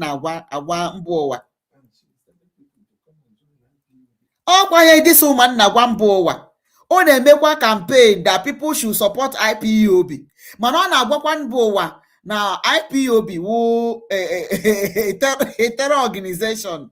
Ọ na-agwa ndị mmadụ ilekwe ya okwuru ugbu a. Biko nunu, why unu share this program? We must talk about this woman. Let us not be leaving it to say why we don't want to hear her. We have to. Look at what she's saying now. She's telling people that no, Ogwara oputara we kwuo no IPOB na ESN ebundi mmadụ. Right now, Nneka liar, Chimezie agwala mbuwa niile na ozi na IPOB wu a terror organization. Yo kwuru ugbu a. So na IPOB na Simon Ekpa wu terrorist. Neme sponsor terrorist. Yo kwuru now. She said it here. Call say the Nyas is not coalition. Now, when you mean coalition, everybody know into this freedom fighting. Put them begi, put two begi. Everybody who the police. The police put more time to ban village job. Makin declare no war. Chowa village ubana. Oh no, America. Ich hatte keine Ahnung, dass so etwas möglich war. 2020 habe ich damit angefangen, Programmierer auszubilden.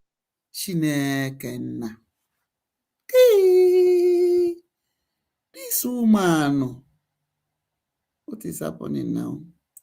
People's brain has been brainwashed. Yes, sir. Ha happens in Ubionya Dereko, Nakoti also. No Ubionya Dereko, I would make Simon Eko, would make Nneka. It's all about women. And the simple legend is IPOB. Why are you allowing yourself for human beings to use and cash out? For me. So, why is this woman deceiving people? Or we see that you are not a member of IPOB. So why are you propagating IPOB? And why are you not a member? Why are you not a member? It's an a member. And you are telling people to be members. Iwo onye iru abụọ. Nneka Chimezie iwo onye iru abụọ. Mma iru abụọ ka ewo. Chineke nna. Onye gị nya na-emeke ihe kwesịrị ịdị extra careful. Hey! Chineke. Dear friend, this struggle is not only about Mazi Nneka, but Mazi Nneka is now an icon. And on the IPOP, we are into this icon. Without you are a very big liar. That is why I gave the background. IPOB never built Mazi Nneka. Okay? Mazi Nneka built himself. All right? And IPOB follows. Chineke nna. IPOB. Mazi Nneka can move the broadcaster now. When Mazi Mbidome broadcast, the level of my broadcast no one I can be popular. Chineke now. Gini ka Mazi Nneka mere Nneka Chimezie. Nneka Chimezie, what did Mazi Nneka actually did wrong to you?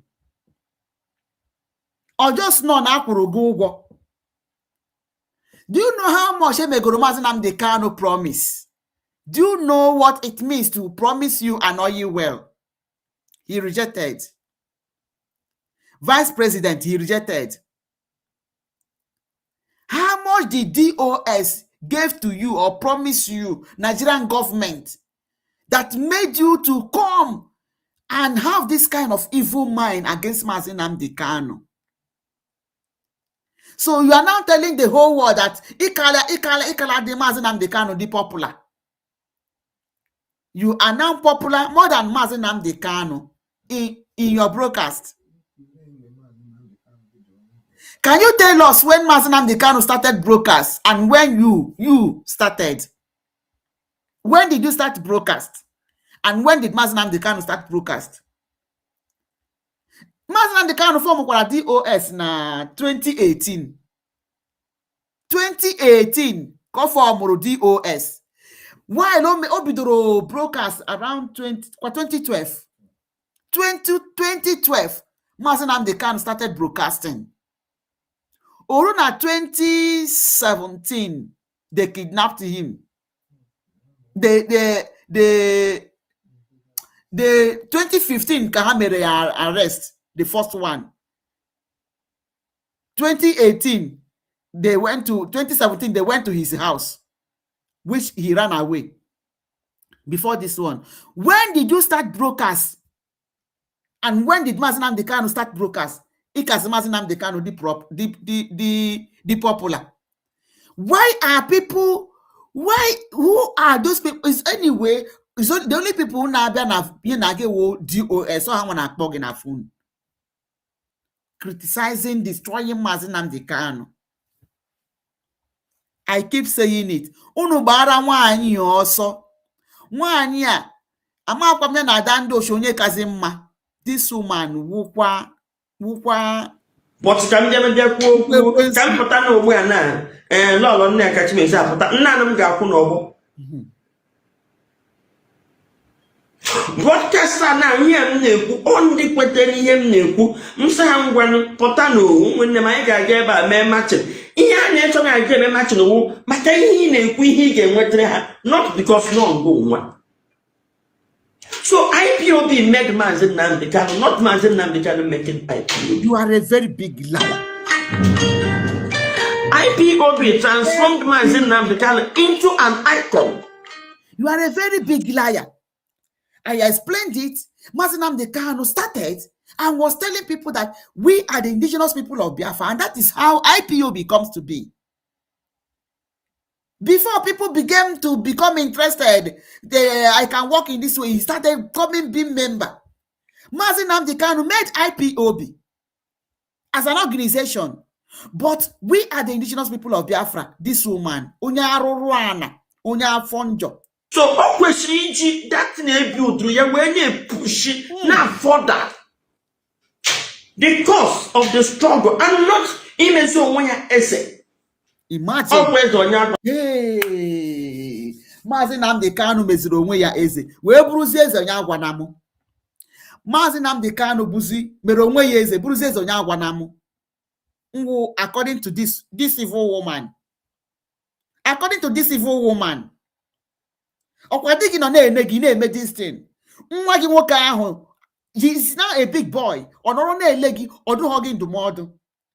And you have said that people are advising you. Yet, because of the money you are seeing, because here now, ego, obala gisi, the thing na baka gisi. Anambra woman, Larimo.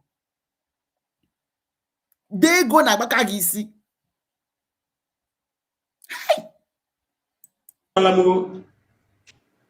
When I say an OEM with the IPOP, so what he does, he can change members at any time because he is now an icon and the symbol of... They change members, so Mazi Nnamdi Kanu. Or Mazi Nnamdi Kanu on a prison for 5 years now. Or ebe kono ne change members. Gini ka nwa anyas na Mazi Nnamdi Kanu mere biko nunu. Gini ego ne ka aporo this woman. Mazi Nnamdi Kanu is in the prison. Ebe kono ne change members. Ebe di ko hodri the members nwa. Onye ko ka omade nka wodi DOS. Who? Onye ko ma because since no, he has never heard from the DOS. Or no get from them. Ona ha ho ha ka na abiakute ya. So who does he even know that he's still standing with him? The struggle. Man, here in expiring dates. Ayo kam na yo Mazi Nnamdi Kanu. Amadi kendi Igbo. Ochi na nwata. No so ahi na aga kita, uzo adro ya gị na taba, jeku your iPop. Ọ bụ ochi na nwata because you can't even destroy it. Makana, this group is very smart and clever. Ihe niile ha na-eme ha kemgbe 5 years ha agba nkịtị Nneka kerosene. Kemgbe 5 years, Maazị Nnamdi Kanu nọ na nga. Uno was ihe akwụkwọ taki ndị Fulani. Ndị Fulani wo o Muslim wo ha na-egbu gị, ha na-eti. Ihe ha na-eme Israel, where they would do Israel evil. Ha pụta bịa sị gị na Israel na-egbu ha. That made their prime minister that say, how dare you spy my people, and you come to the world to come and tell them that Israel is spying you. Oh yeah, this woman name. For the past 5 years, Maazị Nnamdi Kanu nọ na nga. DOS achọghị ka ọ pụta with Lolo Nneka Chimezie. Unu achọghị ka Maazị Nnamdi Kanu pụta, unu wee chọọ ya nga mkpụrụ ọka. Wee na-aṅụrị, ada ndị osho ọdụrụ si wee na-arụkọ ọrụ. She jubilated. I say no sọnsị ya. I share no songs when you mere jubilate because ọ gbanyere egwu na-etere onwe ya. Okay, now mgbe Simon Ekpa ya, and some of you also jubilated na Maazị Nnamdi Kanu natụrụ ya nga. For 5 good years, Maazị Nnamdi Kanu is under torture, mental torture, everything. Ma ahụ na-adịghị ya. Ọkwa n'aka Chukwu dị na arụ Maazị Nnamdi Kanu. Now you are accusing Maazị Nnamdi Kanu for the past 5 years. He has been maltreating DOS. Oh, Chineke na. So onye nọ na nga, onye nọ not under torture in DSS dungeon, then is the one maltreating onye dị free. Nne eri ihe ọ chọrọ iri. Maazị Nnamdi Kanu doesn't have phone. Maazị Nnamdi Kanu does not even have his eyeglass, reading glass. Maazị Nnamdi Kanu does not have access to medical treatment. Ofwe akwa ho na-eyi ka ọ na-eyi. His prayer book, Maazị Nnamdi Kanu does not even have access for his prayer book. He pleaded for his prayer book. Ekweghị enye ya. So what do you want Maazị Nnamdi Kanu to do? How is he destroying Maazị Nnamdi, your DOS and IPOB for the past 5 years? Whereas some DOS, Hana Oba, Jebunata Maazị Nnamdi Kanu from Kenya, Weganye Nigeria. Hey, Wanya. Na-eme onye expose ndị mmadụ na-afụ nke bụ eziokwu. Inokwa na tata na o meele Maazị Nnamdi Kanu expose ndị mmadụ na-afụ nke bụ eziokwu. You are exposing your idiosyncrasy. You are exposing your wickedness. You are telling the whole world how you are, how evil you are. Oh, in a wambowa. In a wambowa. Notice where onwe ga-asị.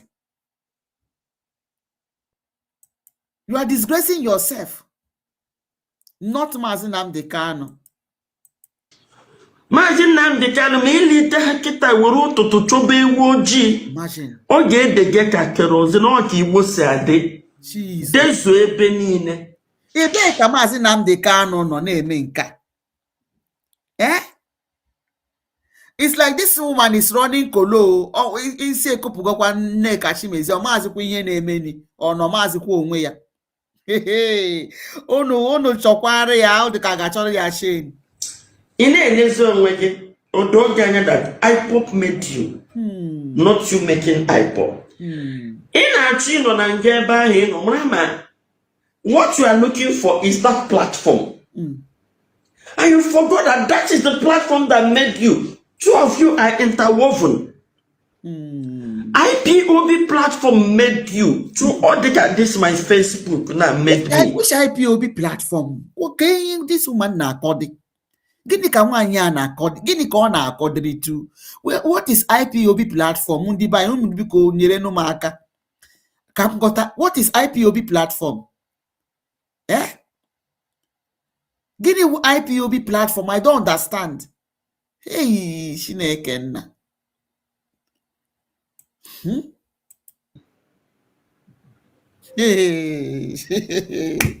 Okay. Jesus. This platform eji mara mu. Mfiase na aga chọ kam wakwo ndị channels. Shina channels na-ekwu okwu. Channels ga-enye m space. Na-ekwu okwu for some time to build them because they build them space. And when I'm close to IPOB with a platform, what IPOB with a channel? We don't know about it though. We don't know the platform of IPOB. I am on channel, no IPOB. Hey. I call my followers on Facebook. Now I'm close to 50,000 followers, which is massive. All right. Now, you want to makana film na MNK na arrive. Come lipo. Mjaga package na koka another platform. Thinking that before nka because my face can be relevant. Muse nka jump on lipo. It's just one amadi when he kiss na koko. Mean an platform ere. An platform ere. So you cannot be bigger than he that created you. IPOP created you. You cannot be bigger than IPOP. Where is the radio Biafra? No, Nneka Chimezie. Where is where is radio Biafra? Where is radio Biafra? IPOP YouTube channel, the keyboard. Where is it? So if it is IPOP that made Mazi Nnamdi Kanu, why did he die? Why did he die? He died because the person that owns it is no more available. The person is not maintaining it.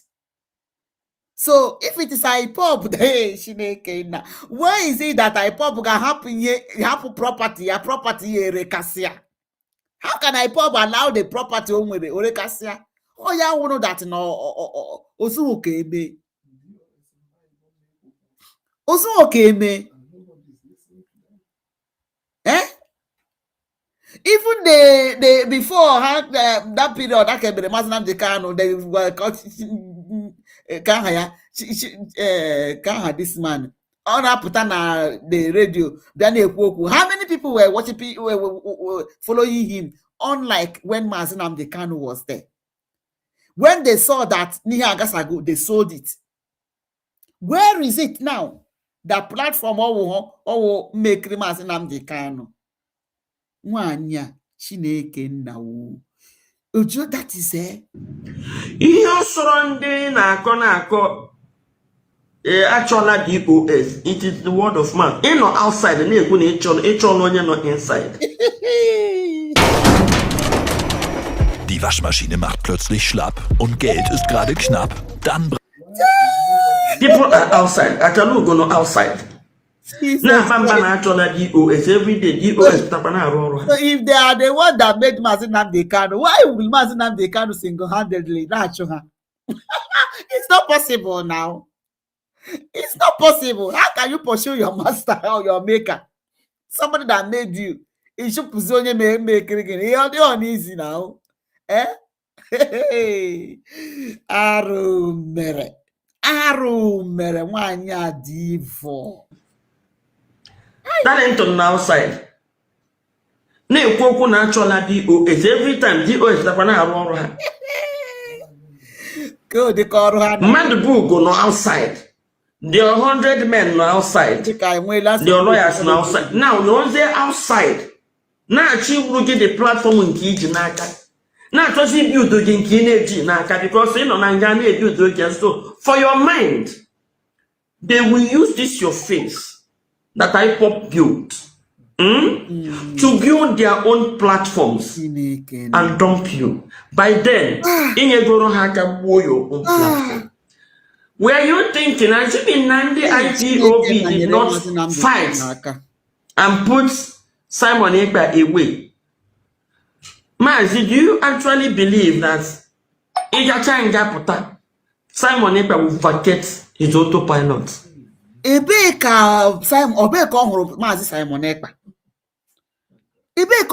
Simon Ekpa, for goodness sake, for crying out loud.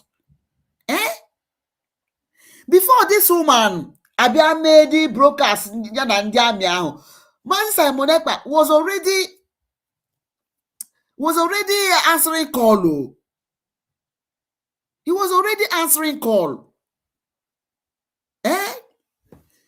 Thank God that you have told us that DOS contacted you. They contacted you. You should go down to your neighbor. So I am a yogi one name nine love roge. Iyakwa. Igbo jike mono. Eziokwu. And when they can say without you, I will kwashi. Nda na ha move lotum jelege. Okwu otu okwu ibo. Nda na ha move lotum jelege. Ndila ne deceive gi. In a check to sequence comment sessions. Ihe na-eme. Ndụ niile a na-agwa gị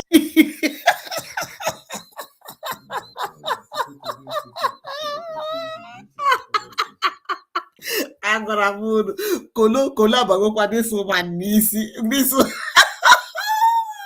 kolomenta jikwa this woman o si ka Maazị Nnamdi Kanu ka ọ na-eshekikwa comment section ebe ka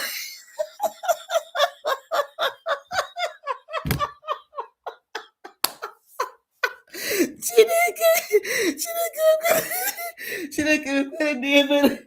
Hai, Jehova mekwere ụmụ ya ebere. O si na Maazị Nnamdi Kanu, ka Maazị Nnamdi Kanu na-echekikwe comment section. So, Maazị Nnamdi Kanu nọ na nga. Adọwarị ya internet. Nye ya ọkụ.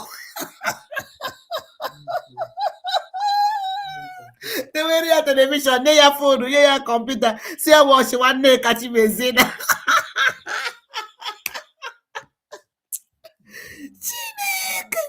This woman is confused. She is confused. Let them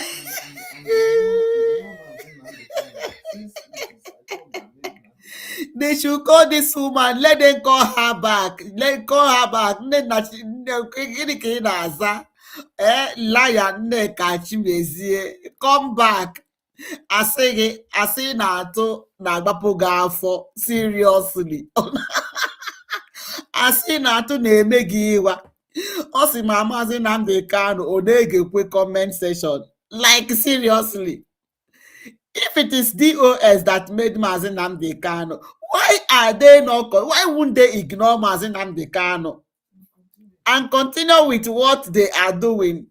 Because they are not even seeing Maazị Nnamdi Kanu ka unu na ahụkọ na na-aga na mmụọ.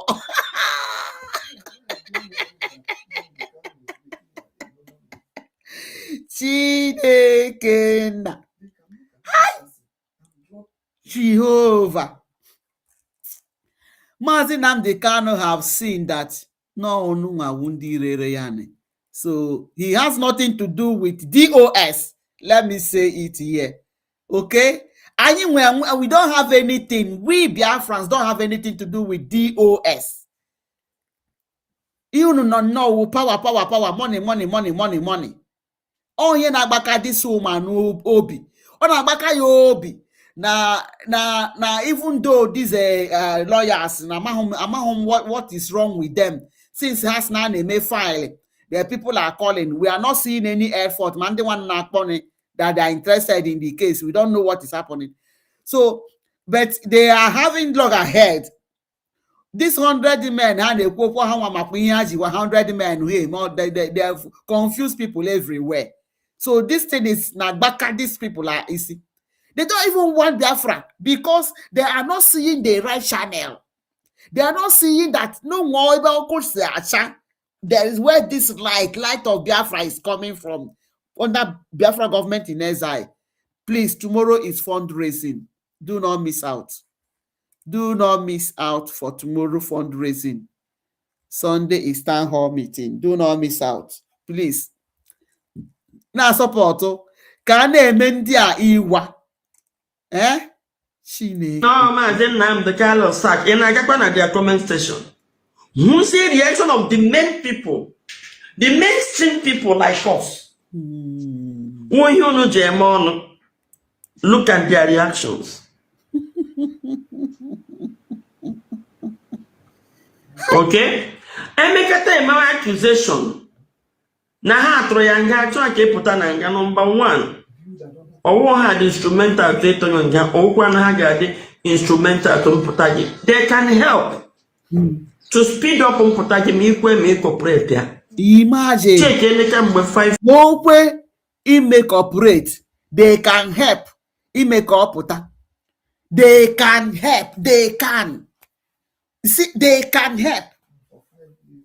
For the past 5 years, Nneka Chimezie is saying now that they can, not that they can help. Mo make operate. Hey, Chineke nna o. Chineke nna.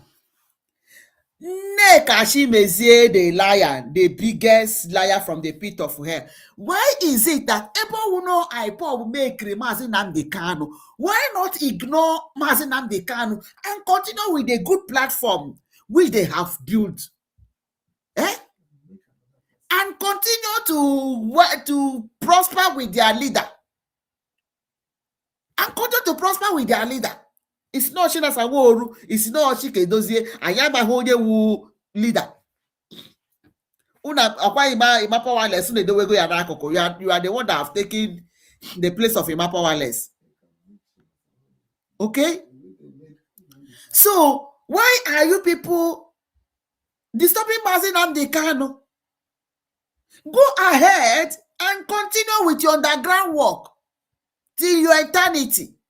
Ndiosho. Yes. Kemgbe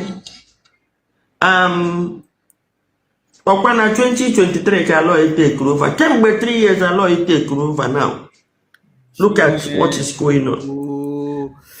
Man, they don't really know what is happening. Nneka Chimezie, Aloy Ejimako has been Mazi Nnamdi Kanu, even though that all of them they mess it up. Aloy Ejimako has been the lawyer of Mazi Nnamdi Kanu, has been a legal counsel for Mazi Nnamdi Kanu for a very long time. For a very long time. He has been the only one self that has won case for Mazi Nnamdi Kanu. In Umuahia and in Enugu. He has won Nigeria. In favor of Mazi Nnamdi Kanu, you are White lawyer. Ejiofor has not done anything.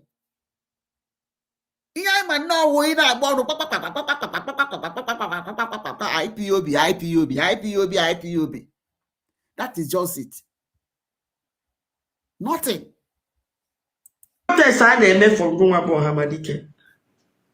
Enwe ihe na ghọta. Ndị niile na-agwa gị ihe, why can't they mobilize? No, ha na-achọ ka inye ha aka chọpụga the leadership. Ha hijack the leadership. That's because they know to build the kind of structure IPOB build. It's only God. It only takes God to build that kind of movement. A movement you build an IPOB. It only takes God to build this movement. I advise you don't destroy it. Don't destroy it. To send the land of Nneka Mazi.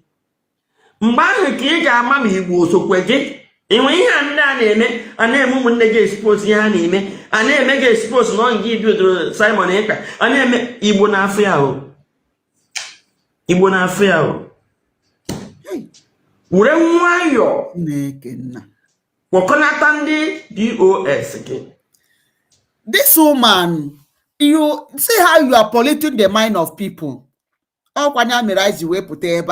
Okay? You are polluting the mind of people. You are polluting the mind of people. Mazi Simon Ekpa. Mazi Nnamdi Kanu no kwananga before Mazi Simon Ekpa started his leadership. Kezi kosi we wuru Mazi Nnamdi Kanu.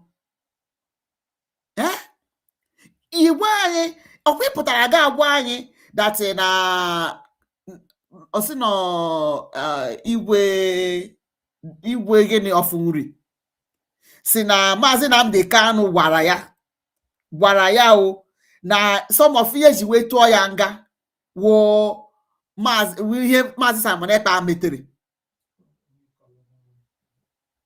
Okay, somebody called and was saying that, okay, let's continue. Mgbe gachazie pụta ka ha bịa sign na ha man hand over to you. Kifuzie Igbo. Mgbe ka ị ga-ama na ọwụ dị gị nwe this movement. Ọwụkwanụ ndị OS gị nwe this movement. No ndị Igbo nwe this movement. Ọkwa mmụ ji aka m personally laa n'ụlọ. Pụtatiwe ndị Igbo na onye ọbụla sị gị na IPOB na-eme ihe na-emejide na ya. Ọwụrụ ndị IPOB rụrụ ọrụ ahụ mụrụ ya. For you to know. Ndị dị ka mụ you have said that they are terrorists. Ekwu okwu na-eduma ihe. Yesterday enwere n'ime ahịa ebe m ga-awọ mma na-agbapụta. Sị madam. Nnamdi Kanu ma nọ na nga na-achị. Msi ya just madam atụpụrụ ahụ ga-emebe ihe na-eme ya kwụ gị n'azụ. Why wouldn't they? Onwe ihe mmadụ mere n'ụwa ndị ahụ gaghị ahụ onye so ya n'azụ. Ngozi Orabezo when ndị keso ya even up to today, even when they have known that the woman will maybe call their ime that no na-arụkwara with the Nigerian government. So people are still with him. When they can give vam, people are still following him. You not to asini nato. People that hate them they cannot like you will be following you. So why would the man say it? Oh no, the evil. That you people have seen that this Biafra and the thing is going in a different dimension that you people never expected. It is making name for itself. So to see how you can grab power or whatever. Come on, all right. So Mazi, I'm telling you, talk to Ijele. Oto Ijele make this woman game go that na Ikengo Rago kasi kwaya kasi like ya Ikengo Rago more than Metusela. Because Ikengo Rago, who is calling for Mazi Nnamdi Kanu's head, also that is now prefer Ikengo Rago more than Metusela. This woman. I from Azinanya. As I saw Cates, I break it and you because all Nanya good days so when we can. I didn't talk in MNK and the buy gets so MNK and the buy gets so in on and give my name social media, you know. Ndi one on a social media. That's the Amazon and the canon on a social media. Ono nanga ọma ihe na-eme social media ono.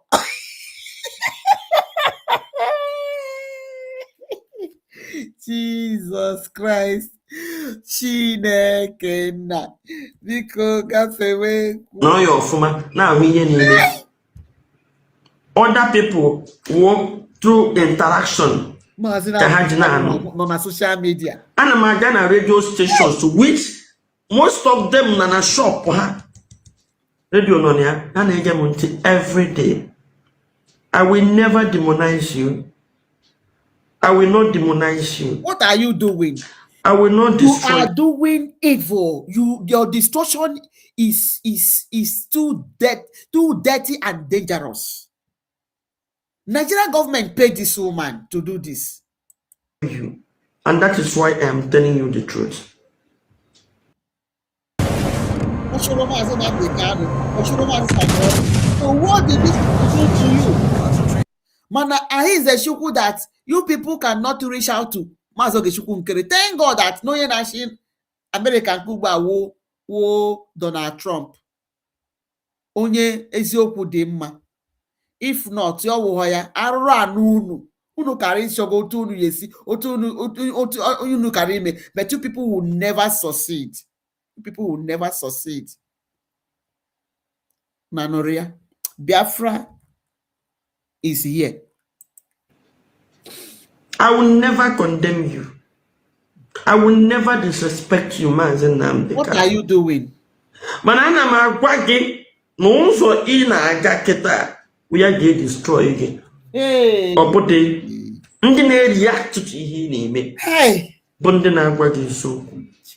Maka na asị na ọ na-akọkwanụ mmadụ aka ọbụ ndụmọdụ ka e nyere ya ma ọ bụrụ onye ma ife. Mmadụ aka ọgọ na enwe ike ga-ama na enwe ike ele. akọgọ ni we ama how date you akọgọ na eji na sa onye ọla ya chere onwe ya echiche ị na-apụzi echiche ilele ma efe gị elele ma ọdụkwa ọcha ịchọta ịpụ echi gị gbata asa akwa gị mmiri maazị eziokwu nke m ji efu gị n'anya ka m na-agwa gị ya you are standing on a very shaky ground now. Nne n'anya ife na-eme ọ na-ewute m. Nne n'anya ọkụ ụta ka eji kpakpakpu unu n'ụlọ nga. Ihe na-ewe na-agba gị 100 men mee nke a chụpụ ndị DOS aka the same deceit ka eji wee kpapụ oge na nga. This woman is not Odiho concern ma Mazi Nnamdi Kanu or the Kwando. How is his health? Ochodigi ma ihe ọnọwụ nnọọ ego DOS na power DOS. Oh, ya wo problem ya leadership. That is our problem. Why are you doing this? It's na Mazi Nnamdi Kanu no nanga. Ke ko so noro na social media na who comment. They will say Geba. Oh boy. Jose can grab all the leadership. The leadership are about to go here for 4 years. From all the look of things, they are balanced. How they go and that to run up along. The one I watch it, those man that to they were the one calling Simon Ekpa Ekprima. Hana had to run up on. So how did Ekprima come to be? How did Ekprima come to be? Hana had to put on Madonna. How did Nwakbuda come to be? Shy. Madonna. Chinasa Muro once come ebe na aga interview.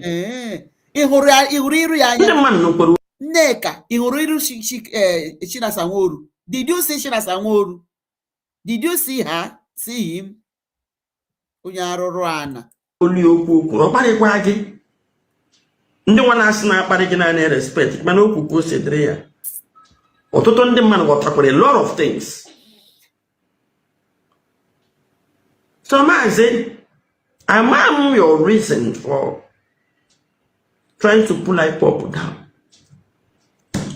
Man, any group in a raise from we anything I know na Maazị na onye appoint. Mwa. Ya gba ya ọkpa. Okay. Makana am no to our interest. I'm not to your interest. Man, anyone outside here or to our interest. How do you know? Makana nke create ya labe ya. Hey. And they create also all unnecessary. David na-achọ ebe ha na-agbapa ya ka ha nwee members. Autopilot ndị Igbo reject go ha. Ivid na-ekwu aha ọwụkwa taa ka this group mbido. This has been an old organization. An old organization. Ya anyị na-erekọdụ n'ihe anyị na-erekọdụ gị gbanye n'anya agbanye eru amamihe iji eme. Irekọdụ ọka iwere ọnụ pụta ọnụ play wee emere ala Nneka Chimezie ọnụ ọma na-agafele level ha. Ndị like now Simon Ekpa Maazị Nnamdi Kanu pụta ụwa now mee declare to ndị Igbo na ya enweghị anything to do with Simon Ekpa. Na ihe Simon Ekpa mere n'ala Igbo n'aka ya adị ya Simon Ekpa nwụọ. That is, this autopilot will be dead on arrival. Na ha aka na-eku ume ha repaswapụla again. I can see ha repaswala again maka mbụ after ịbịa kwuo nke ikwu ha akọnyụọ. Mana kemgbe ndị na-esi na Nnamdi Kanu ebe ka Maazị Nnamdi Kanu nọ na-ekwu ihe nwa. Ebe ka ọ nọ na-ekwu dị ihe nwa ị na-atụ nnọọ asị n'elisi Maazị Nnamdi Kanu. Chalugo ha ndị Darlington ha desikita na-apịachasị ya. And I'm sure na these 100 men a na-ekwu maka ndị ya ga ewu ha maka ọha na ha rụkọrọ. Alọ ịpụta na TV kwuo na how your disciples mgbe ha ka o were agbapa gị na ọkwa ha abịakwala ụgbọ na wee ha mara na ha kwuo autopilot o Simon Ekpa ndị Igbo ga-ege ya. So ha werezie 100 men ha ga-ekpokọzi members autopilot wụnyezie na this same 100 men. Maazị si ebe ahụ pụọ ụzọ adịghị ya ihe awụ ọnya ka a na-ekpere gị. Seba I pop I couple out. Nneka ni when you're not when you're not high. The only thing I wanna most of you and I see the kuna may have affect na dot ya get hands. Oh, wanna hana or hana. When you weapon I pop when you lose again. I'm hoping no matter fly on ya, I lana appear again. I hear you go. No, hang with clouds. They don't have clouds. So, Mazana Magwego Kwan Genji Fuginanya. Fuginanya de. Nkimoji Fuginanya. Mboge. You are one of the most sought after illustrious sons of Ndibo. When they are no to get a screenshot, you play. You are the face of the struggle. Ndo to get a screenshot, you play. You know what? I don't care what they screenshot and what they play. Because you are doing the work. What I care contracted is that Nana Gwake Joboki have a sink after suffering. And when to give you're one of your lawyer, na Mandela no Nankanachi.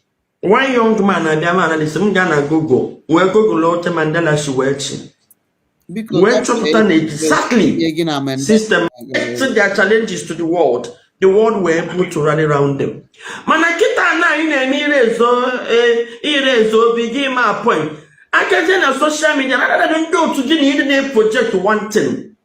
Hana damage the group, damaging you at the same time. So the thing is that na dochia. You are the one damaging Mazi Nnamdi Kanu. That comes before my water go directly. Kagwan, we are saying open a notion. I gave it Okuboku directly. Now I'm going to stand the chance of you when Chiheni and can continue the struggle. A baby, Naime, to achieve 200 men as against over 10 million members. I'm still thinking. To do with an avid Sahachandami. Yet they are not confronting the military here in Yemen. Other than them develop something. And how ex-veterans. Nay, you quack a one way. Had a plug on where Hannah. Then he was in me where Behano trying to undermine the leadership on outside. Not going to throw her. Now compromise. Go. Now boy not compromise. Then Rabbi Kita now when liberation army. Clearly, they have their own group. Because why? IPOB and MNK are the pushers of this struggle. Then you want to be everywhere when you have everything. So he wants to be everywhere when he has everything, which means he has everything. Only when everything in on everywhere. Because if you have a company, you have to be everywhere in that company for you to be able to know what is happening. Maybe. All right? So the different departments will be bringing reports to you, and you have to see those reports. And as you're seeing that report, you have an idea of what is happening everywhere. Everywhere. So all the can go free. More than the no outside, just like in years in no come on neighbor. We put that no organ no it's not to go younger, not to be younger. So no gan was the China, this woman. It's on in a why live with in you know. So you want to be everywhere. Jesus. Why do you have Mazi? Oh, Jesus.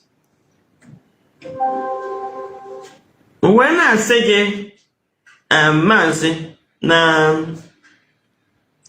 I got think twice.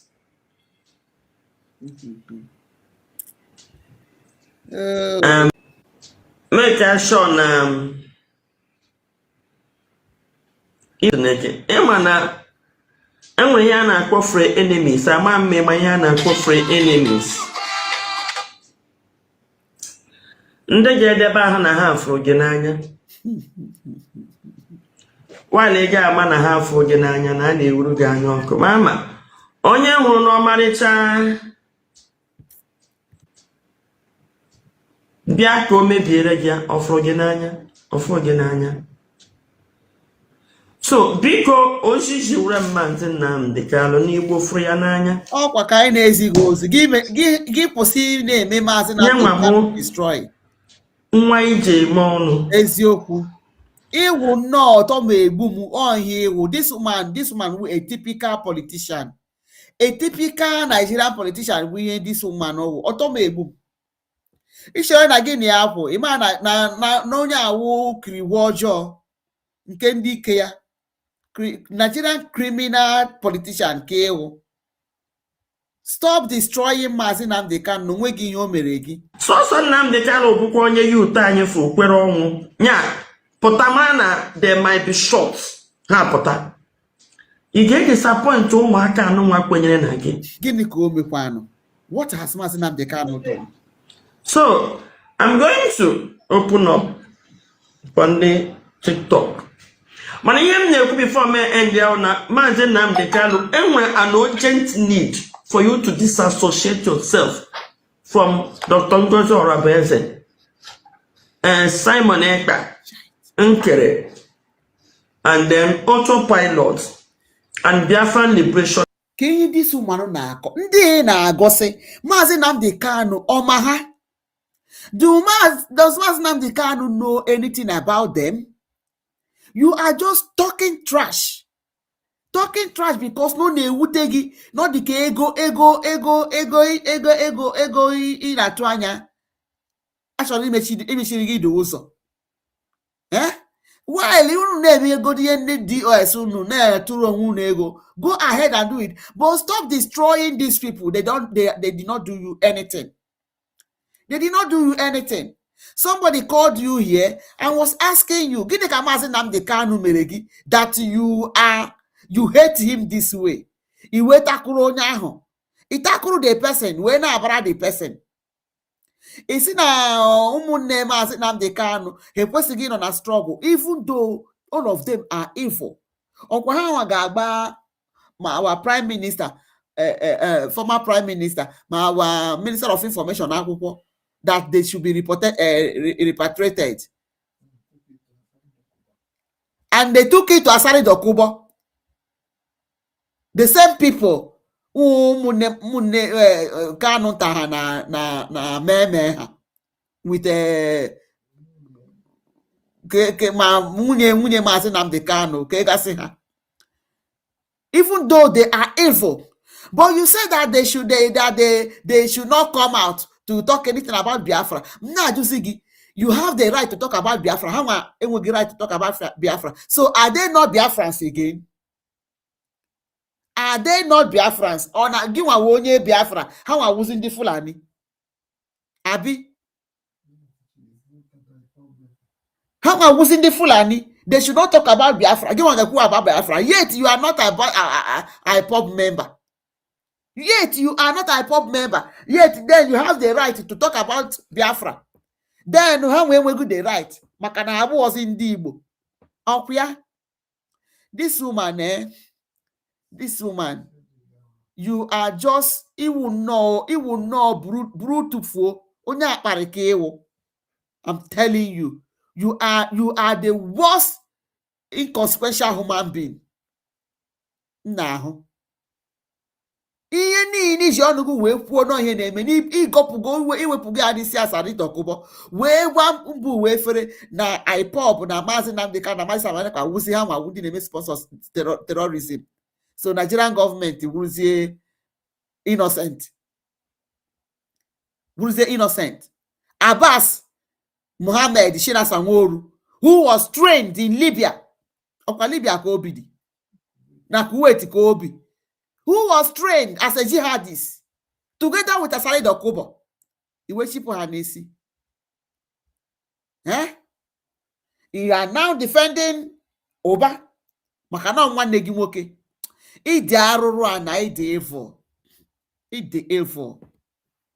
She said a lot of many things here Only one person in Korea na Nigeria. Why do you hate Mazi Nnamdi Kanu? Ojukwe gonya okwu. But in the DOS ya kpọrọ ya hana carry the laying sledgehammer on Mazi Nnamdi Kanu. Anyway ga-ekpe gị ikpe.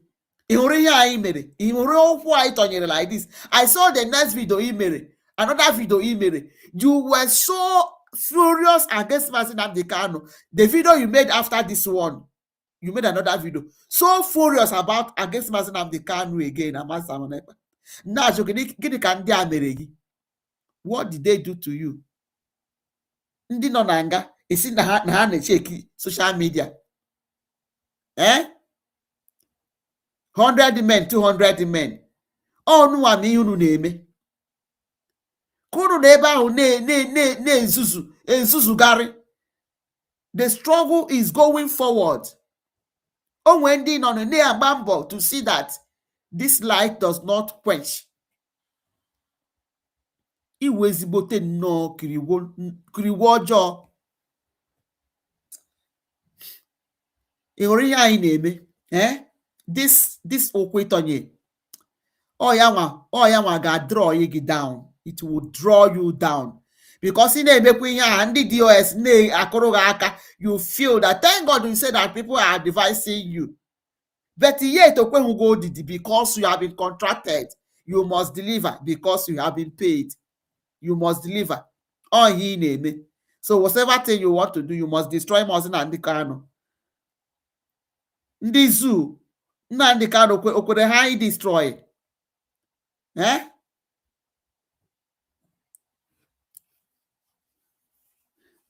Ọmụmụ ikpe dịkwara gị o, gị na ndị otu gị na ndị DOS for this evil unu na-eme.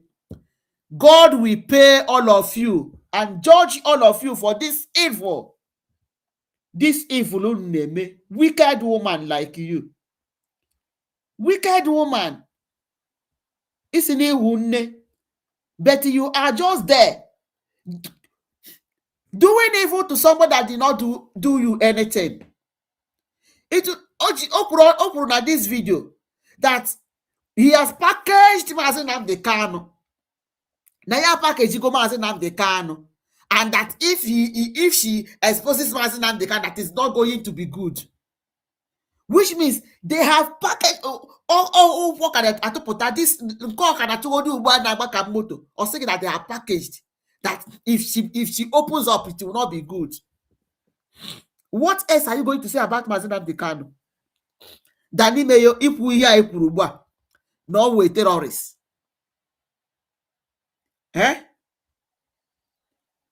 We have seen that you DOS Nigerian government unu wotu Asari Dokubo, all of you are the same.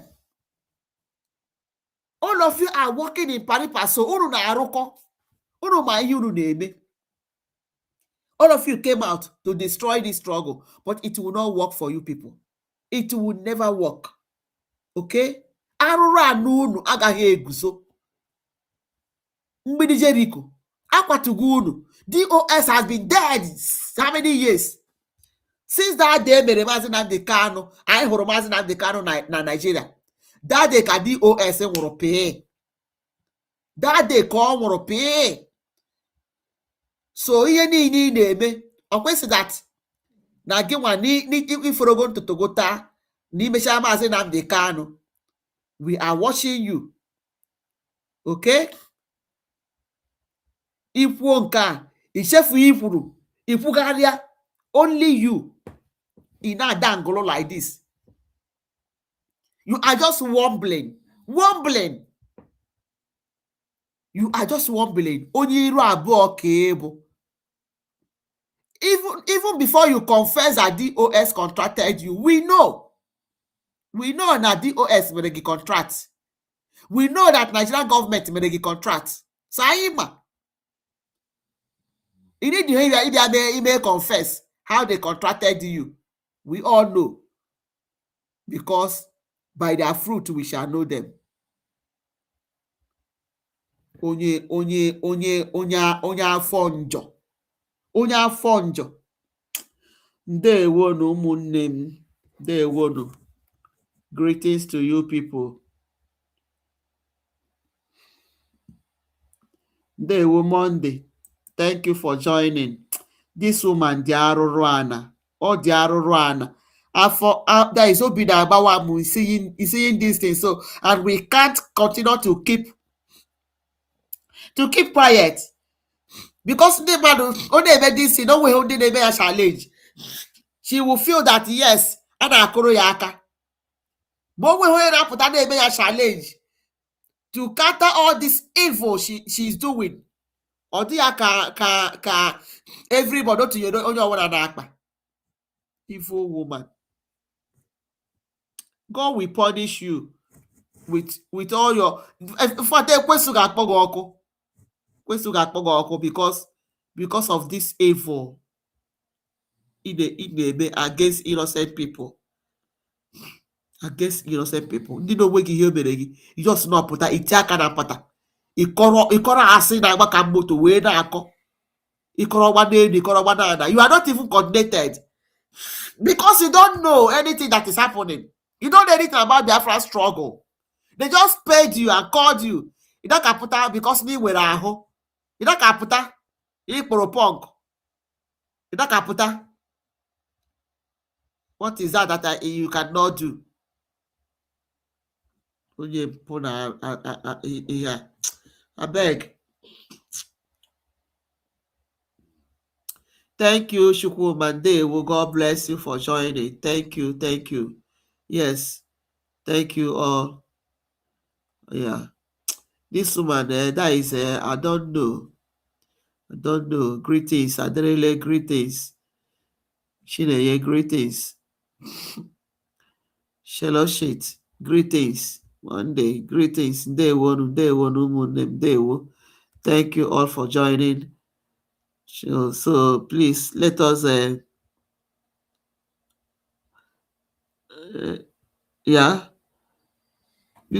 us share. Okay, just click the like button. If you click the like button, it will go viral because this woman needs to hear all these things. Come on, that no when they wish here how they made that destroy people's mind. Jesus Christ. Kai, I can't keep this now. I have to end it here because now gala. This program was long, but I just say that I have to do it. Even though no what kind of evil is this? What kind of evil is this? This woman is really devil. You are devil incarnate. I'm telling you. Where you are coming from and where you are going to, and know what you want to achieve. But why we are just talking is because as you know that today Mazen Nneka and Simon Ekpa. Isi go Mazen Nneka or to go Mazen Nneka for how many years gone on anga? So better maka Biafra struggle. You people cannot stop it. You and your DOS with Nigerian government. You people cannot stop it. Okay? So Obadiah Melafia told Nigeria that they have to beg Igbos for what they did. But instead of you people to be propagating those things, they make viral. Onye putara were ndị ashụọrụ n'aja. Evil person. Ha go and sit down. Good night, ndị be anyị. Thank you all for joining. We have to end it here. Thank you. God bless you all. Fundraising. Let us try and join the fundraising tomorrow. And we are very grateful that Biafra Voice Television is Biafra Voice of Television is Voice of Biafra Television. Sorry, the Voice of Biafra Television is now active, working. So we are very, very happy for that. And many more good things will keep unfolding. It will keep unfolding. They won't. Thank you all. Thank you. Good night. Have a nice dream.